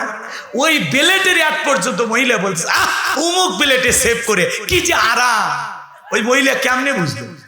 কথা কয় না? এই হলো রাস্তার বিশাল বিশাল বিলবোর্ডে নারীর অর্ধ উলঙ্গ ছবি ঝোলানো, কথা বলে ঠিক কিনা? আমরা যদি ইসলামকে প্রতিষ্ঠিত করতে পারি এই নগ্নতা থাকবে না। আজকে পরিবারের সবাই মিলে নাটক সিনেমা দেখতেছে, কথা কয় না? দাদান যুবতী নাতনির সাথে বসে সিনেমা দেখতেছে, কথা কয় না? আবার দোয়া করতেছে, নাতনি দোয়া করি সিনেমার নায়িকা হওয়ার তৌফিক দান করি। এটা দাদা না শয়তান? মুরব্বি কথাগুলো বোঝেন, একেবারে ভুল হইবেন না। কি সমাজের বাস্তবতার সাথে মিল আছে তো? তাহলে কেউ জানাজার নামাজ পড়ে, কথা কম, এটা হলো খাটের নামাজ। আর একটা ঠাটের নামাজ, ঠাটের নামাজ বোঝেন তো? ঈদের নামাজ, কথা কয় না? 2 ঈদের নামাজ যারা পড়ে দেখবেন রোজা একটাও নাই, কিন্তু ইফতারি খেয়েছে। তারাবি পড়ে নাই, ব্যবসা বাণিজ্য নিয়ে ব্যস্ত ছিল, কথা কয় না? রমজান মাস আসে আর বাংলাদেশে সব জিনিসের দাম বেড়ে যায়। এই যারা সিন্ডিকেটের মাধ্যমে কালো বাজারে ব্যবসায়ী এই দেশের জনগণের প্রতি জুলুম করে চিনির দাম, খেজুরের দাম, ছোলার দাম, বুটের দাম এগুলো বাড়ায়া এদেশের মানুষের উপরে জুলুম করে, প্রত্যেকটা ব্যবসায়ীকে হিসাব দিতে হবে। আর কত জুলুম করবা? 90-80 টাকার সয়াবিন 150 টাকা খাওয়াইলা, 200 টাকার খেজুর 400-500 টাকা লাগাইলা, কথা কয় না? এক মন্ত্রী কি বলে, খেজুর না খেয়ে বড়াই খাও, দুলাভাই কই আসো বড়ই খাই একসাথে। হাই রে ওদের কথা শুনে কয় এখনকার মেয়েরা অনেক ভালো আছে, আমাদের এলাকার মেয়েরা প্রতিদিন একটা করে স্যান্ডেল পান হয়। কি উন্নয়ন, মেয়েরা লিপস্টিক দিয়ে রাস্তায় বের হয়, এগুলো বলে উন্নয়নের নমুনা। সেগুলো ওরা প্রচার করতো, এদের সাথে বোকার কেউ আছে? হ্যাঁ, লিপস্টিক তো হিজড়েরাও মেখে বেড়ায়। কথা কর না আপনার, তাহলে কি দেশে উন্নয়ন হয়েছে? পাগল কোন থেকে, মেয়ে মানুষ মেকআপ কিনতেছে, মেকআপ করে ঘুরতেছে আর স্যান্ডেল পাল্টাতেছে, তাতেই নাকি দেশের উন্নয়ন হয়েছে। ফাজলামে ধোয়ার আর জায়গা পায় না, অশান্তির ভিতরে রাখে, কয় না এ দেশের মানুষ জান্নাতের ভিতরে আছে। কি কথা, আল্লাহ ওদের হেদায়েত দান করুক, জোরে কোন আমিন। কারো প্রতি অভিশাপ নাই, খালি দোয়া দোয়া। কথা কি বোঝা গেল? আমরা যে মুসলমান এটা বুঝেন না, মুসলমান উগ্রতা ছড়াবে না। কথা কয় না কেন?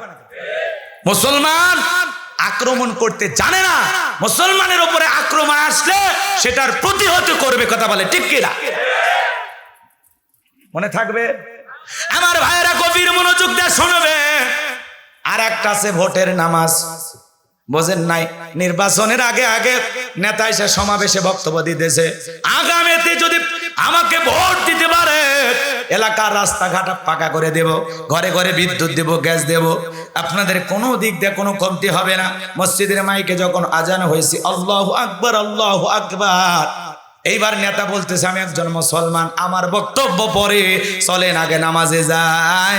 নেতার কানে যদি বলা হয় ফজর কি পড়েছিলেন, বলে না না ওইটা জনগণের সামনে বলা যাবে না। কথা কয় না? এমনও নেতা আছে ভোটের সময় এক নামাজ 2-3 বার পড়ে। এক নেতার কর্মীকে আমি জিজ্ঞাসা করছিলাম, শোনো তোমার নেতা যে কায়দা নামাজ পড়তেছে, ইসলাম মানতে হবে, ছেলে মেয়েকে মাদ্রাসায় পড়ান, কি সুন্দর ভালো ভালো বুলি, কি সুন্দর ডায়লগ। আমি বললাম যে তোমার নেতা যে নামাজ পড়ে ওযু, প্রথম দিন ওযু করতে দেখছি, বাকি দিনগুলো করছে কিনা জানি না। আছে না নাই? এজন্য ভাইয়ের আমার, আপনার যেন ইবাদত লোক দেখানো না হয়। কথা কয় না কেন? লোক দেখানো না হয়, ইবাদত হবে কার জন্য? ফাসল্লি রব্বিকা, রবের উদ্দেশ্যে সালাত। কথা কয় না কেন? নতুন বিয়ে বাড়িতে বেড়াতে গেছে, এখন দুই বিয়ে গল্প করতে করতে হঠাৎ করে মসজিদের মাইকে আজান হয়েছে। এখন বিয়ে বলতেছে, বিয়ে আমি হাজি মানুষ, 3 বার হজ করছি, ত্রিপল হাজি, আপনি থাকেন আমি একটু নামাজ পড়ে আসি। কথা কয় না কেন? চিন্তা করলো নতুন বিয়ে বাড়িতে আসলে আমি যদি নামাজ না পড়ি মান সম্মান থাকে? ওই দিন বিয়ের মন রক্ষা করার জন্য নামাজ পড়ছে, এটা বিয়েকে খুশি করার নামাজ, আল্লাহকে খুশি করার জন্য নয়। কথা কয় না? নতুন জামাই দেখবেন শ্বশুর বাড়িতে গেলে কিন্তু 2-3 দিন নামাজ পড়ে। শাশুড়ি বলে বাবা জামাই মসজিদে যাও, এলাকার ময়মুরবির সাথে দেখা হবে, সালাম কালাম দাও, না হলে মানুষ বলবে অমুক একটা জামাই পাইছে, খুব বদমাইশ, খুব দুষ্ট। কথা কয় না? আতে বাবা যাও একটু মসজিদে যাও। নতুন নতুন জামাই এসে 2-4 দিন মসজিদে নামাজ পড়ে, এরপরে যখন বয়স যত বেড়ে যায় ওই জামাইয়ের ভণ্ডামি তত বাড়ে, বাচ্চা কাচ্চা হয়ে গেছে, এখন বিড়ি টানতে টানতে মুরব্বীদের সামনে যায়, সালামও দেয় না। এমন জামাই আসে না? না, তো এই হলো, এই যে লোক দেখানো ইবাদত আল্লাহর দরবারে কবুল হবে। কথা কয় না? ফাওয়াইলুল লিল মুসাল্লিন আল্লাযীনা হুম আন সালাতিহিম সাহুন। দুর্ভাগা সেই সমস্ত নামাজি, হতভাগা সেই সমস্ত নামাজি যারা লোক দেখানোর জন্য সালাত আদায় করে। কথা বলে ঠিক কি না? তাহলে ফাসল্লি লিরাব্বিকা, সালাত হবে কার জন্য? আরো জোরে বলেন কার জন্য? আমার ভাইরা 5 ওয়াক্ত সালাত এটা তো আদায় করা লাগবে, এটা তো আল্লাহ তাআলার বাধ্যতামূলক অর্ডার। আবার রাত্রি জাগরণ করে ইবাদত করতে হবে কার? ওয়াল্লাযীনা ইয়াবিতুনা লিরাব্বিহিম সুজদাও ওয়া কিয়ামা। সূরা ফুরকানের ভিতরে আল্লাহ পাক জানিয়ে দিলেন যারা রাত্রি জাগরণ করে আমি আল্লাহকে সেজদা দেয়, আমি আল্লাহর জন্য দণ্ডায়মান হয়ে যায়। রাতের 12টা 1টা 2টা যখন বেজে যাবে বাজান গো আমার, বিবির ভালোবাসা ত্যাগ কইরা, আরামের বিছানা ত্যাগ কইরা, ঠান্ডা পানি দিয়া ওযু বানায়া নিরালায় নিবৃত্তিতে যাই নামাজে দাঁড়ায় গেলেন। এই নামাজ দুনিয়ার কাউকে দেখানোর জন্য নয়, এই নামাজ হলো একমাত্র আল্লাহ তাআলাকে রাজি খুশি করার জন্য। গভীর রাতে সিজদার মাধ্যমে, রুকুর মাধ্যমে যাই নামাজে বসে বলেন তো প্রেম করতে হবে কার সাথে? ইবাদতের মাধ্যমে প্রেম করতে হবে।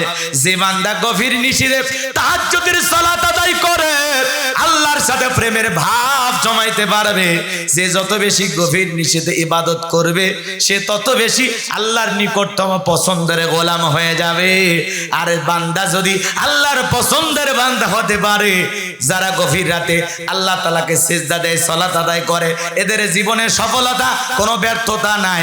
এরা চাইতে দেরি, আমার আল্লাহ দিতে দেরি করবে না। বলেন আল্লাহু আকবার। তাহলে গভীর রাতে তাহাজ্জুদের সালাত, 5 ওয়াক্ত সালাত কারা কারা আদায় করবেন? দুহাত তুলে আল্লাহকে একবার দেখা। আল্লাহ আমাদের সবাইকে 5 ওয়াক্ত সালাত মসজিদে গিয়ে জামাতের সহিত আদায় করার তৌফিক দান করুন। জোরে বলুন আমিন। আর একটু জোরে বলেন আমিন।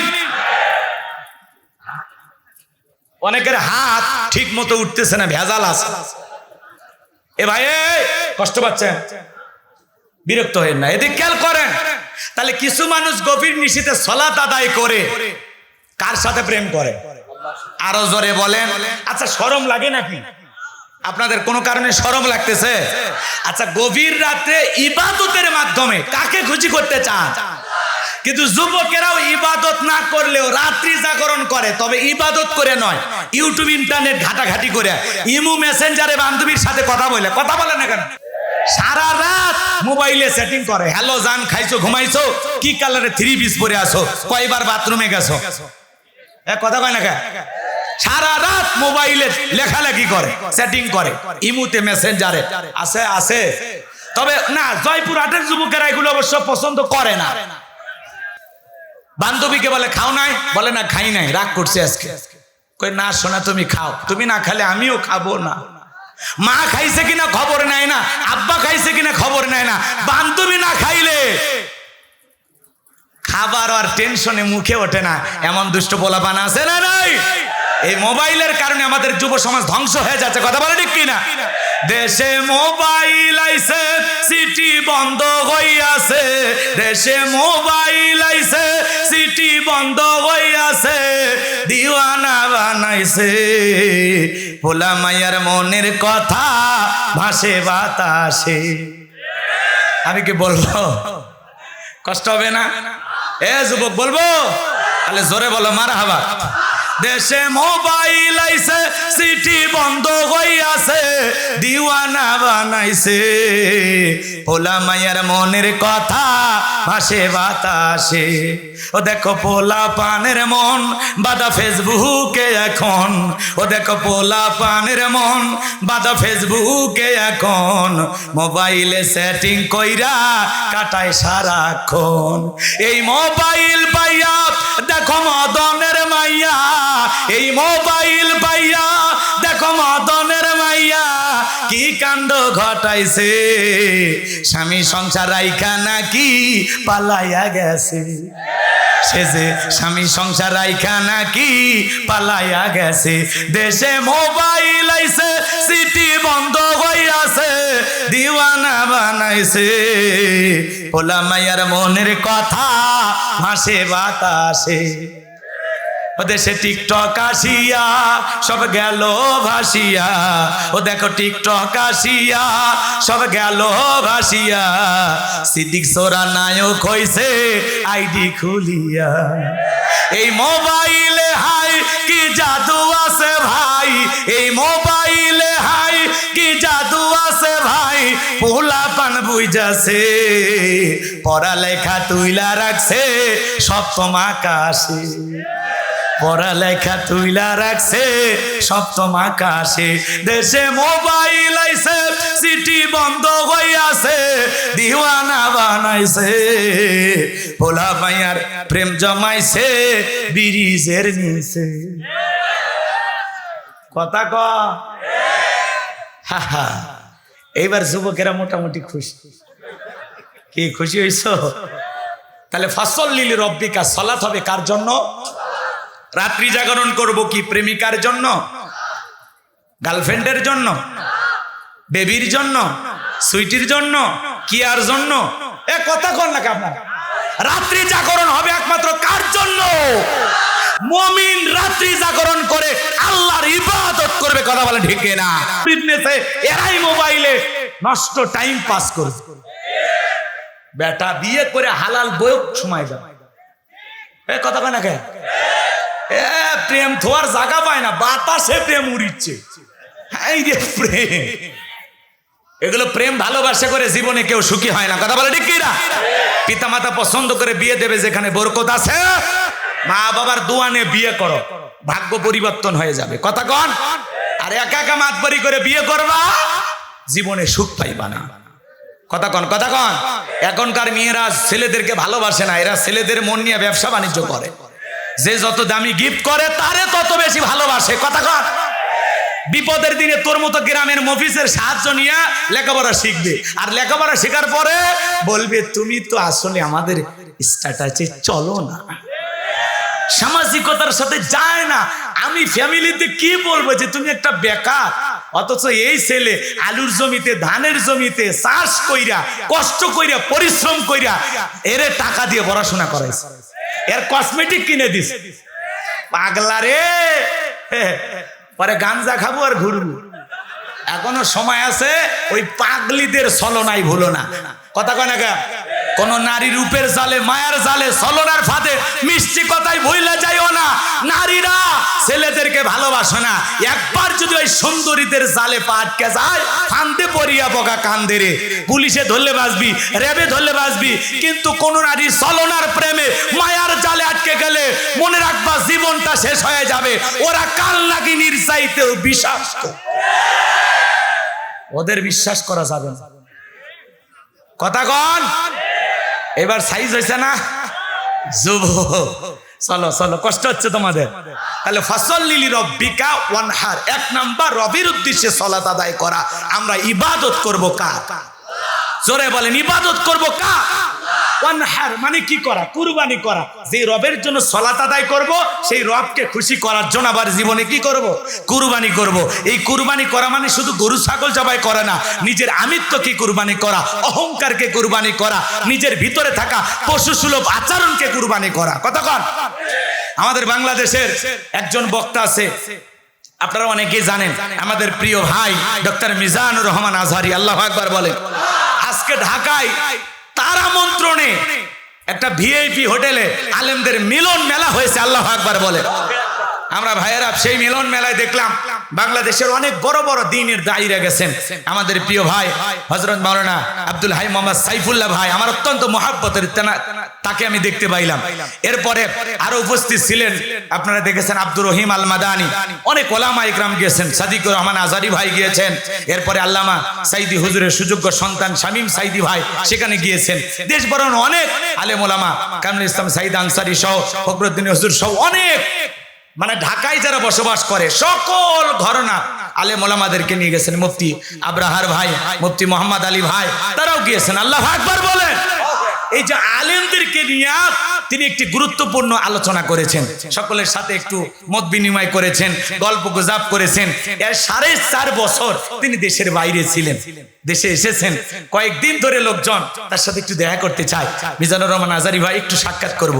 এই সময় আলেমদেরকে নিয়ে এক হোটেলে বসে তিনি মনে করেন সবাইকে দাওয়াত দিয়ে খাওয়াইছেন। মারহাবা কর। এবং সেখানে তিনি বলেছেন যে ঢালাও ভাবে দেশের অলিতে গলিতে মাহফিল করা আমার পক্ষে সম্ভব নয়, কারণ সব জায়গায় নিরাপত্তা দেওয়া সম্ভব। জোরে বলে, নিরাপত্তা দেওয়া সম্ভব। এই জন্য বিভাগীয় বা জেলা পর্যায়ে তিনি মাহফিল করবেন। তবে আমরা যতটুকু শুনতে পারলাম তিনি খুব দ্রুত আবার দেশের বাইরে চলে যাবেন। আগামী শনিবার, রবিবার অথবা এক সপ্তাহের মধ্যেই তিনি আবারও দেশের বাইরে যাবেন। আবার সুযোগ সময় মতো আবারও দেশে আসবেন ইনশাআল্লাহ। এরপরে তিনি হয়তোবা কিছু প্রোগ্রামে কথা বলতে পারেন।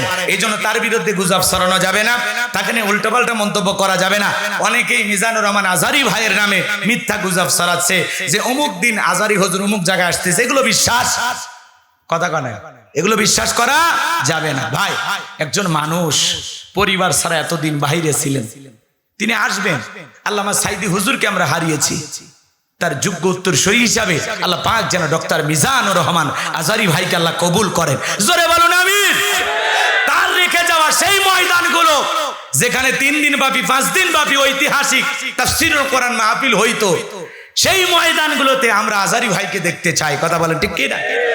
এই জন্য ঢালাও ভাবে সব জায়গায়, সব অঞ্চলে, সব গ্রামে মাহফিল করা তার পক্ষে সম্ভব নয়, কারণ নিরাপত্তা দিতে পারবেন না। কয়েক লাখ মানুষ হবে তার মাহফিলে, এত লক্ষ লক্ষ মানুষের নিরাপত্তা কি দেয়া যাবে? যদিও কোরআনের মাহফিলে আলহামদুলিল্লাহ 50,000, 1 লাখ, 2 লাখ মানুষ হয়, আমাদের ভিতরে কোনোদিন হট্টগোল হয় না, আমাদের ভিতরে কোনো মারামারি হয় না। আমাদের নিরাপত্তা দেন তিনি কে? আরেকটু জোরে বলেন কে? আলহামদুলিল্লাহ। মাহফিলগুলোতে কোনো মানে হইচই হয় না, হট্টগোল হয় না, তারপরেও তিনি চিন্তা ভাবনা করেই প্রোগ্রাম করবেন। এই জন্য আজহারী ভাই এসেছেন, তাকে একটু সুস্থতার সহিত পরিবারকে নিয়ে সময় কাটাতে দেন। এরপরে দেশের বাইরে যাবেন, আবারও ফিরবেন, আবারও কোরআনের ময়দানে কথা বলবেন ইনশাআল্লাহ। তবে তিনি বলেছেন দেশে সীমিত আকারে কিছু প্রোগ্রাম করবেন, দেশের বাইরে বেশি প্রোগ্রাম করবেন, এবং বাংলাদেশে আন্তর্জাতিক মানের একটি শিক্ষা প্রতিষ্ঠান খোলার তার পরিকল্পনা আছে। আল্লাহু আকবার বলে। আমার আজহারী ভাইয়ের যে স্বপ্নগুলো তিনি দেখতেছেন, আল্লাহ সেগুলো পূরণ করে তৌফিক দান করেন। জোরে বলুন আমিন।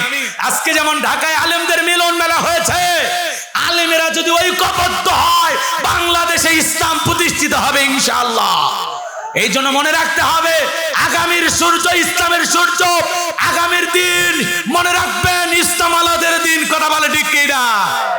এদেশে একদিন ইসলাম প্রতিষ্ঠিত হবে, আল্লাহ কবুল করেন। জোরে বলুন আমিন।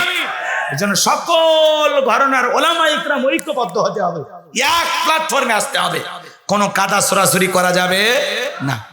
অনেকে আবার না বুঝে ফেসবুকে আজকে পোস্ট করতেছে আজহারী ভাই দেশ ছেড়ে চলে গেলেন, উনি এখনো যাননি, আসেন, কিছুদিন সময় দেওয়ার পরে এরপরে যাবেন। আল্লাহ কবুল করেন। ডক্টর মিজানুর রহমান আজহারী ভাই তিনি আগেই বলেছিলেন, হেরে যাবে ওদের হিংসা, জিতে যাবে আমাদের ভালোবাসা। আল্লাহু আকবার। আল্লামা লুৎফর রহমান হুজুর মারা গেছেন, তিনি বলেছিলেন মিজান ফিরবে বীরের বেশি। আল্লাহু আকবার বলে। তার এই কথাগুলো মনে হয় এখন। এই জন্য ভাইয়েরা আমার, যারা জুলুম করেছিল তারা পালিয়েছে, কিন্তু যাদের উপরে জুলুম করা হয়েছে তারা দেশে এসেছে। আল্লাহু আকবার বলেন। লিল্লাহি তাকবীর। আলেমদের প্রতি মহব্বত ভালোবাসা আপনাদের থাকবে তো ইনশাআল্লাহ? থাকবে তো ইনশাআল্লাহ? আল্লাহ কবুল করেন। জোরে বলেন আমিন। আরেকটু জোরে বলেন আমিন। সম্মানিত ভাইয়েরা আমার, ফাসল্লি লিরাব্বিকা ওয়ানহার, 1 নাম্বার হলো রবের উদ্দেশ্যে সালাত আদায় করা। তাহলে মুমিন জীবনে সালাত আদায় করবে একমাত্র কার জন্য? ফাসল্লি লিরাব্বিকা ওয়ানহার, রবের উদ্দেশ্যে সালাত আদায় করা লাগবে, আর রবের উদ্দেশ্যেই কুরবানি করা লাগবে। কথা বলেন ঠিক কি না? কুরবানি করা মানে শুধু পশু গরু ছাগল জবাই করা না, নিজের আমিত্বকে কুরবানি করা। যত ওলামা ইকরাম আজহারী ভাইয়ের সাথে মিশতেছেন সবাই বলতেছেন অমায়িক ব্যবহারের একজন মানুষ, মারহাবা বলেন। এদিক খেয়াল করেন তো, আপনার ভিতরে থাকা অহংকারকে কুরবানি করতে হবে, আমিত্বকে কুরবানি করতে হবে, নিজের ভিতরে থাকা পশুসুলভ আচরণকে কুরবানি করতে হবে, সময়কে কুরবানি করতে হবে, অর্থকে কুরবানি করতে হবে, আল্লাহ রাস্তায় জান মাল সবকিছু কুরবানি করতে হবে। কথা বলেন ঠিক কি না? ওয়ানহার মানে কুরবানি করা। আমাদের সমাজে অনেকে আমরা গরু ছাগল জবাই করি না? কার জন্য? আপনি যে কুরবানি করেন কুরবানির ঈদে, কার জন্য? ঈদুল আজহার 10 তারিখে আপনি আমি যে কুরবানি করি, কার জন্য ভাই? আরেকটু জোরে বলেন কার জন্য? অনেকে ভাগে গরু কেনে, 7 জন ভাগে গরু কেনে, 4 জন ধরে ধরে টানে, পেছন থেকে 3 জন ঠেলে। এমন দুর্বল গাবি যেই গরুর উপরে বয়স্ক ভাতা ওয়াজিব। কথা হয় না? এমন একটা গাবি নিয়ে এসে জবাই করে, কুরবানির স্থান পর্যন্ত হেঁটে যাওয়ার শক্তি নাই। এমন গাবি জবাই করলে হবে? জোরে বলেন হবে? হবে না। কেমন গাবি জবাই করবেন? তাসুরুন নাযিরিন, চমৎকার একটা গাবি জবাই করতে হবে, আকর্ষণীয়, হুষ্টপুষ্ট, দেখতে সুন্দর। কথা বলে ঠিক কি না? আমার ভাইয়েরা, এজন্য যারা কুরবানি দেবেন খুব সাবধান, খুব সতর্ক। এ বাজান গো আমার, যারা কুরবানি দিতে চান 3টা জিনিস আপনাদেরকে খেয়াল রাখা লাগবে। 1 নাম্বার হলো নিয়ত সহি হওয়া লাগবে। ইন্নামাল আমালু বিন্নিয়াত, প্রত্যেকটা কাজ নিয়তের উপরে নির্ভরশীল। কথা বলেন ঠিক কি না? আপনার নিয়ত সহি হওয়া লাগবে যে আমি কুরবানি দিতেছি কার জন্য? অনেকে বলে কুরবানি না দিলে ছেলে মেয়ে মানুষের গোস্তর দিকে তাকায় থাকবে, অতএব সুদের টাকা তুলে হলেও কুরবানি দেব। বলেন তো বাজান কুরবানি হবে? চাচা চাচা আর 10 মিনিট কষ্ট হচ্ছে আপনাদের? বেশি বিরক্ত করবেন না, দোয়া করে দিই নাকি বলেন? কষ্ট হচ্ছে?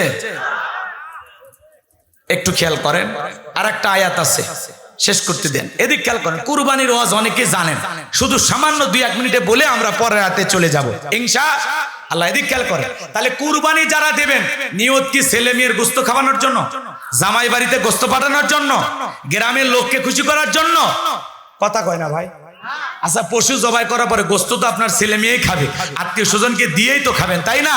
নাকি বিকেল বেলা ফেরেশতা এসে বলে এই জয়পুর হাটের মানুষ গোস্ত তোলো, আমরা আসমানে নিয়ে যা ভুনে করে খাবো? তো তাহলে তো আপনি আল্লাহকে খুশি করার জন্য দিচ্ছেন। এই জন্য ভাই নিয়ত সহি রাখবেন, মনে থাকবে তো ইনশাআল্লাহ। শুধু ফ্রিজ বুক করব না, আশেপাশে প্রতিবেশী খাইছে কিনা পাইছে কিনা সেই খবরও রাখার দরকার আছে না নাই? কুরবানি করা মানে কি? ত্যাগ করা, উৎসর্গ করা, স্যাক্রিফাইস করা, বিলিয়ে দেয়া, বন্টন করা। আল্লাহ বোঝার তৌফিক দান করুক। জোরে বলুন আমিন। আরেকটু জোরে বলেন আমিন। আমার ভাইয়েরা গভীর মনোযোগ দিয়ে কথাগুলো শুনবেন। 2 নাম্বার হলো, যেই টাকা দিয়ে পশুটা কিনবেন টাকা হালাল হওয়া লাগবে, ইনকামটা বৈধ হওয়া লাগবে। 3 নাম্বার হলো নামাজি হয়ে কোরবানি দেওয়া লাগবে। আপনি যদি একটা 10,000 টাকার ছাগলও দেন, নিয়তটা যদি সহি হয় যে আমি কুরবানি দিতেছি আল্লাহ তাআলাকে খুশি করার জন্য, মনে রাখবেন ওই কুরবানির ছাগলের রক্ত জমিনে পড়ার আগে আরশের মালিক আল্লাহর কাছে কবুল হয়ে যাবে। বলুন সুবহানাল্লাহ। এজন্য আল্লাহ বলেছেন ওয়ালা কিয়ানালুহুত তাকওয়া মিনকুম, বান্দারে কয় লাখ টাকার গরু কুরবানি করলা, ওইটা আমি আল্লাহ দেখব না, আমি দেখব তোমার অন্তর। তোমার অন্তরে যেইটা আছে আমি আল্লাহ সেইটাই কবুল করব। চিৎকার মেরে বলেন আল্লাহু আকবার। 5 লাখ টাকার গরু নিয়ে এসে রাস্তায় বাঁধে রাখে, কার কুরবানি? কয় তালুকদারের। কয় ঠকের নাই, তালুকদার সাহেব জিতছেন। তালুকদার বলে আমি ঠকার মানুষ, পিছনে যে রান দেখা যায় 1 রানই তো 4 মণ গোস্ত। যারা কুরবানির পশু কিনে নিয়ে আসা রাস্তায় বেঁধে রাখে, মালা দিয়ে ঘুরায়, আনন্দ প্রমোদ করে, কুরবানির গোস্ত ওজন করে কত টাকা কেজি প্রতি পড়লো এগুলো হিসাব নিকাশ করে, এদের কুরবানি আল্লাহর দরবারে কবুল হবে না।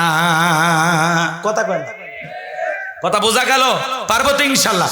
শেষ আয়াত আল্লাহ রাব্বুল আলামিন বলেন ইন্না শানিয়াকা হুয়াল আবতার। নবী গো, যারা আপনাকে লেজ কাটারির বংশ বলে আপনি মন খারাপ করবেন না। ও নবী, আপনার ছেলের সন্তানগুলোকে আমি আল্লাহ শিশুকালে নিয়েছি, কষ্ট মনের মধ্যে নেবেন না গো নবী। এই দুনিয়ার জমিনে আপনার কোটি কোটি রুহানি সন্তানকে আমি আল্লাহ জমিনে পাঠাবো। বলুন আল্লাহু আকবার। ওই আবু লাহাব উতবা সাহেবা আপনাকে লেজ কাটারির বংশ বলে, ও নবী, ওদের নাম নেওয়ার মতো মানুষ দুনিয়াতে থাকবে না, কিন্তু আপনার ছেলেগুলোকে নিয়েছি, কষ্ট নেবেন না। এই দুনিয়ার জমিনে আপনাকে মহব্বত করার জন্য, আপনাকে ভালোবাসার জন্য আপনার কোটি কোটি রুহানি সন্তান আমি আল্লাহ জমিনে পাঠাবো। আমরা সবাই রসুলের কি সন্তান? রুহানি সন্তান। জোরে বলেন। কষ্ট হচ্ছে আপনাদের? তাম পৃথিবীতে 700 কোটি মানুষ, এর মধ্যে 200 কোটি মুসলমান। বলেন তো 200 কোটি মুসলমান সবাই রসুলের কি? রসুলের রুহানি সন্তান। কথা বলেন ঠিক কিনা? এজন্য ফ্রান্সের লোকেরা যখন কার্টুন প্রদর্শন করেছিল, বিশ্ব নবীকে নিয়ে কটূক্তি করেছিল, তাম পৃথিবীর মুসলমানেরা ঐক্যবদ্ধ হয়ে রাজপথে আন্দোলন করে বলেছে, এ ফ্রান্সের জালেমেরা, রসুলের বিরুদ্ধে যদি আর একটু কার্টুন প্রদর্শন করো, নাকটা বেটা কইরা দাড়ি মুখের মধ্যে লাগায় বলে ইনি মুহাম্মদ, জোরে কর নাউজুবিল্লাহ, আমার রসুল কি দেখতে কার্টুনের মতো? এই পৃথিবীর সবচাইতে সুন্দর মানুষ মুহাম্মদ রাসূলুল্লাহ সাল্লাল্লাহু। রসুল হলেন পৃথিবীর 1 নাম্বার সুন্দর মানুষ, এতে সন্দেহ আছে? জোরে বলেন সন্দেহ আছে? এই জন্য নবীর কার্টুন প্রদর্শন করে। মনে রাখবেন, নবীজির অপমানে যদি না কাঁদে তোমার মন, মুসলিম নয় তুমি মুনাফিক, নবীজির দুশমন। এই ফ্রান্সের লোকেরা কেন রসুলকে গালি দিল এইবার শোনেন। মক্কা নগরীর একজন ওলীদ বিন মুগিরা রসুলকে গালি দিত, অকাত্য ভাষায় গালিগালাজ করতেছে। রসুলকে গালি দিলে রসুল এদিক খেয়াল করেন, রসুল সহ্য করলেও আসমানের মালিক আল্লাহ সহ্য করে? কথা বলেন না কেন? রসুলের পক্ষ নিয়ে জবাব দিচ্ছেন কে? আল্লাহ তাআলা বলতেছেন নবী যে আপনাকে গালি দেয় এই ওলীদ বিন মুগীরা এর জন্মের সমস্যা আছে, উতুল্লিম বাদা যালিকা জানিম, এ হলো পিতৃ পরিচয়হীন জারজ সন্তান, এ একটা বাচ্চা। আরবের মানুষ আরবি বোঝে কিনা? ওলীদ বিন মুগীরা শোনা মাত্রই বলতেছে হুজুর এত বড় কথা, আমার জন্মের সমস্যা আছে, আপনি থাকেন আমি বাড়িতে যাই। ছেলেটা বৈধ না বৈধ জানে কে? ফ্যাক্টরির মালিক। কথা কোন ঠিক কিনা? তার মায়ের নাম ছিল ঝর্ণা। যায় বলতেছে মা করবি না কোনো তাল বাহানা, নবী মুহাম্মদ সাল্লাল্লাহু আলাইহি ওয়াসাল্লাম তিনি আমাকে বলেছেন উতুল্লিম বাদা যালিকা জানিম, আমি নাকি পিতৃ পরিচয়হীন জারজ সন্তান। ওলীদ বিন মুগীরার মা মনে মনে ভাবতেছে এই গোপন তত্ত্ব নবী জানলো কেমনে? নবী তো জানতেন না, নবীকে জানিয়ে দিয়েছেন তিনি কে? আর একটু জোরে বলেন তিনি কে? ওলীদ বিন মুগীরার মা বলতেছে বাবা রে মিথ্যা কথা বলবো না, আমারও বয়স হয়ে গেছে, তোর বাবা ব্যবসা বাণিজ্যের কাজে এতটাই ব্যস্ত থাকতো, তোর বাবা টাকা চেনে ব্যবসা চেনে, তোর মায়ের মন বোঝে না। আমার যৌবনের সোনালী দিনগুলো চলে যায়, তোর বাবা আমার কাছে আসে না, ভালোবাসে না, সে যে কেন এলো না কিছু ভালো লাগে না, এবার আসুক তারে আমি মজা দেখাবো, এবার না আসিলে বাড়িতে আগুন লাগাইয়া দেব শাড়িতে, তাহলে তো মরে যাব। কথা কোন ঠিক না? আমার ভাইয়েরা দেখবেন গভীর মনোযোগ দিয়ে কথাগুলো শুনবেন আর বুঝবেন। ওলীদ বিন মুগীরার মা বলতেছে বাবা তোর বাবা আমাকে সময় দেয় না, আদর করে না, ভালোবাসে না, বাড়ির আশেপাশে ঘুরঘুর করতেছিল তোর চাচা ভাই যখন বিদেশে থাকে, এলাকায় দেবর আমদানি কমে না পারে, ওরা এসে স্লোগান দেয় ভাবি ভাইয়া তোমার পর আমি যে দেবর, ভেবে দেখো ভাবি কার কত দাবি, ভাই গেছে মালয়েশিয়ায় আমরা তো দেশে আসি। কথা কয় না গা? এই জন্য মা বোন যারা বস শুনতেছে না মা, দুইটা পুরুষ হইতে সাবধান, একটা হলো দেবর আর একটা দুলা ভাই, এরা হলো মৃত্যু তুল্য বিষাক্ত সাপের চাইতো ভয়ঙ্কর। কি বোঝেন? বোঝেন? অনেক দুলাই আছে টিটকারি মারে, ওই বইয়ের সাথে শালি ফিরি, তোর সোপাত বাড়ি বদমাইশ একটা। এ কথা কয় না কেন? দুষ্ট দুলু ভাই আছে না, খুব দুষ্ট। শালি যদি ঠিক মতো কথা না বলে বাড়ির যা বলে তোর বাপের বাড়ি তামাক নিয়ে যাবো না, কেন আমি কি এতই ছোট লোক রে, আমি কি এতই গরিব রে, তোর বোন আমার সাথে কথা বলে না রে, কিসের অহংকার। এলে দুলে ভাই হলো লুচ্চা, তোর শালির সাথে কথা বলে কি আছে এ কথা কর না কে? রাগ কইরেন না, ভেজাল হলো শাশুড়ির মধ্যে। কার মধ্যে? জামাই বাড়িতে আসতেই পারে, আসে না? জামাই বেড়াতে আসছে, ফলের প্লেটটা রেডি করে খাবার নাস্তা পানি দিয়ে 14 বছর 16 বছরের যুবতী মেয়েটাকে বলতেছে মা এইটা তোর দুলে ভাইকে দিয়ে আয়, শিয়ালের কাছে মুরগি বাঁধাচ্ছে। আপনারাই বলেন তো, শাশুড়ি মায়ের মতো সে জামাইয়ের কাছে যাবে, বসবে, চা নাস্তা খাওয়াবে, গল্প করবে, বাবা জামাই তুমি কেমন আছো, আমার মেয়ে কেমন আছে, ব্যবসা বাণিজ্য কেমন চলতেছে, খোঁজ খবর নেবে। বলেন তো কথা বলা দেখা করা জায়েজ আছে না? না। শাশুড়ি মায়ের মতো, কথা কয় না, শাশুড়ি মায়ের মতো, কথা কি বোঝা গেল? কিন্তু যুবতী শালী দেখা করা জায়েজ না হারাম। এটা আমাদের পারিবারিক জীবনে আমল নাই, পর্দার বালাই নাই। ছোট ভাইয়ের বউ বড় ভাই দেখেছে, বড় ভাইয়ের বউ ছোট ভাই দেখতেছে, কি একটা রং তামাশা, আর বাইরে যে বলে আমাদের সংসারে খুব শান্তি। পর্দা নাই, পুশিদা নাই, আল্লাহর বিধান নাই। কিসে কয় মার শালা, ওরে বাবা কি কয় গো।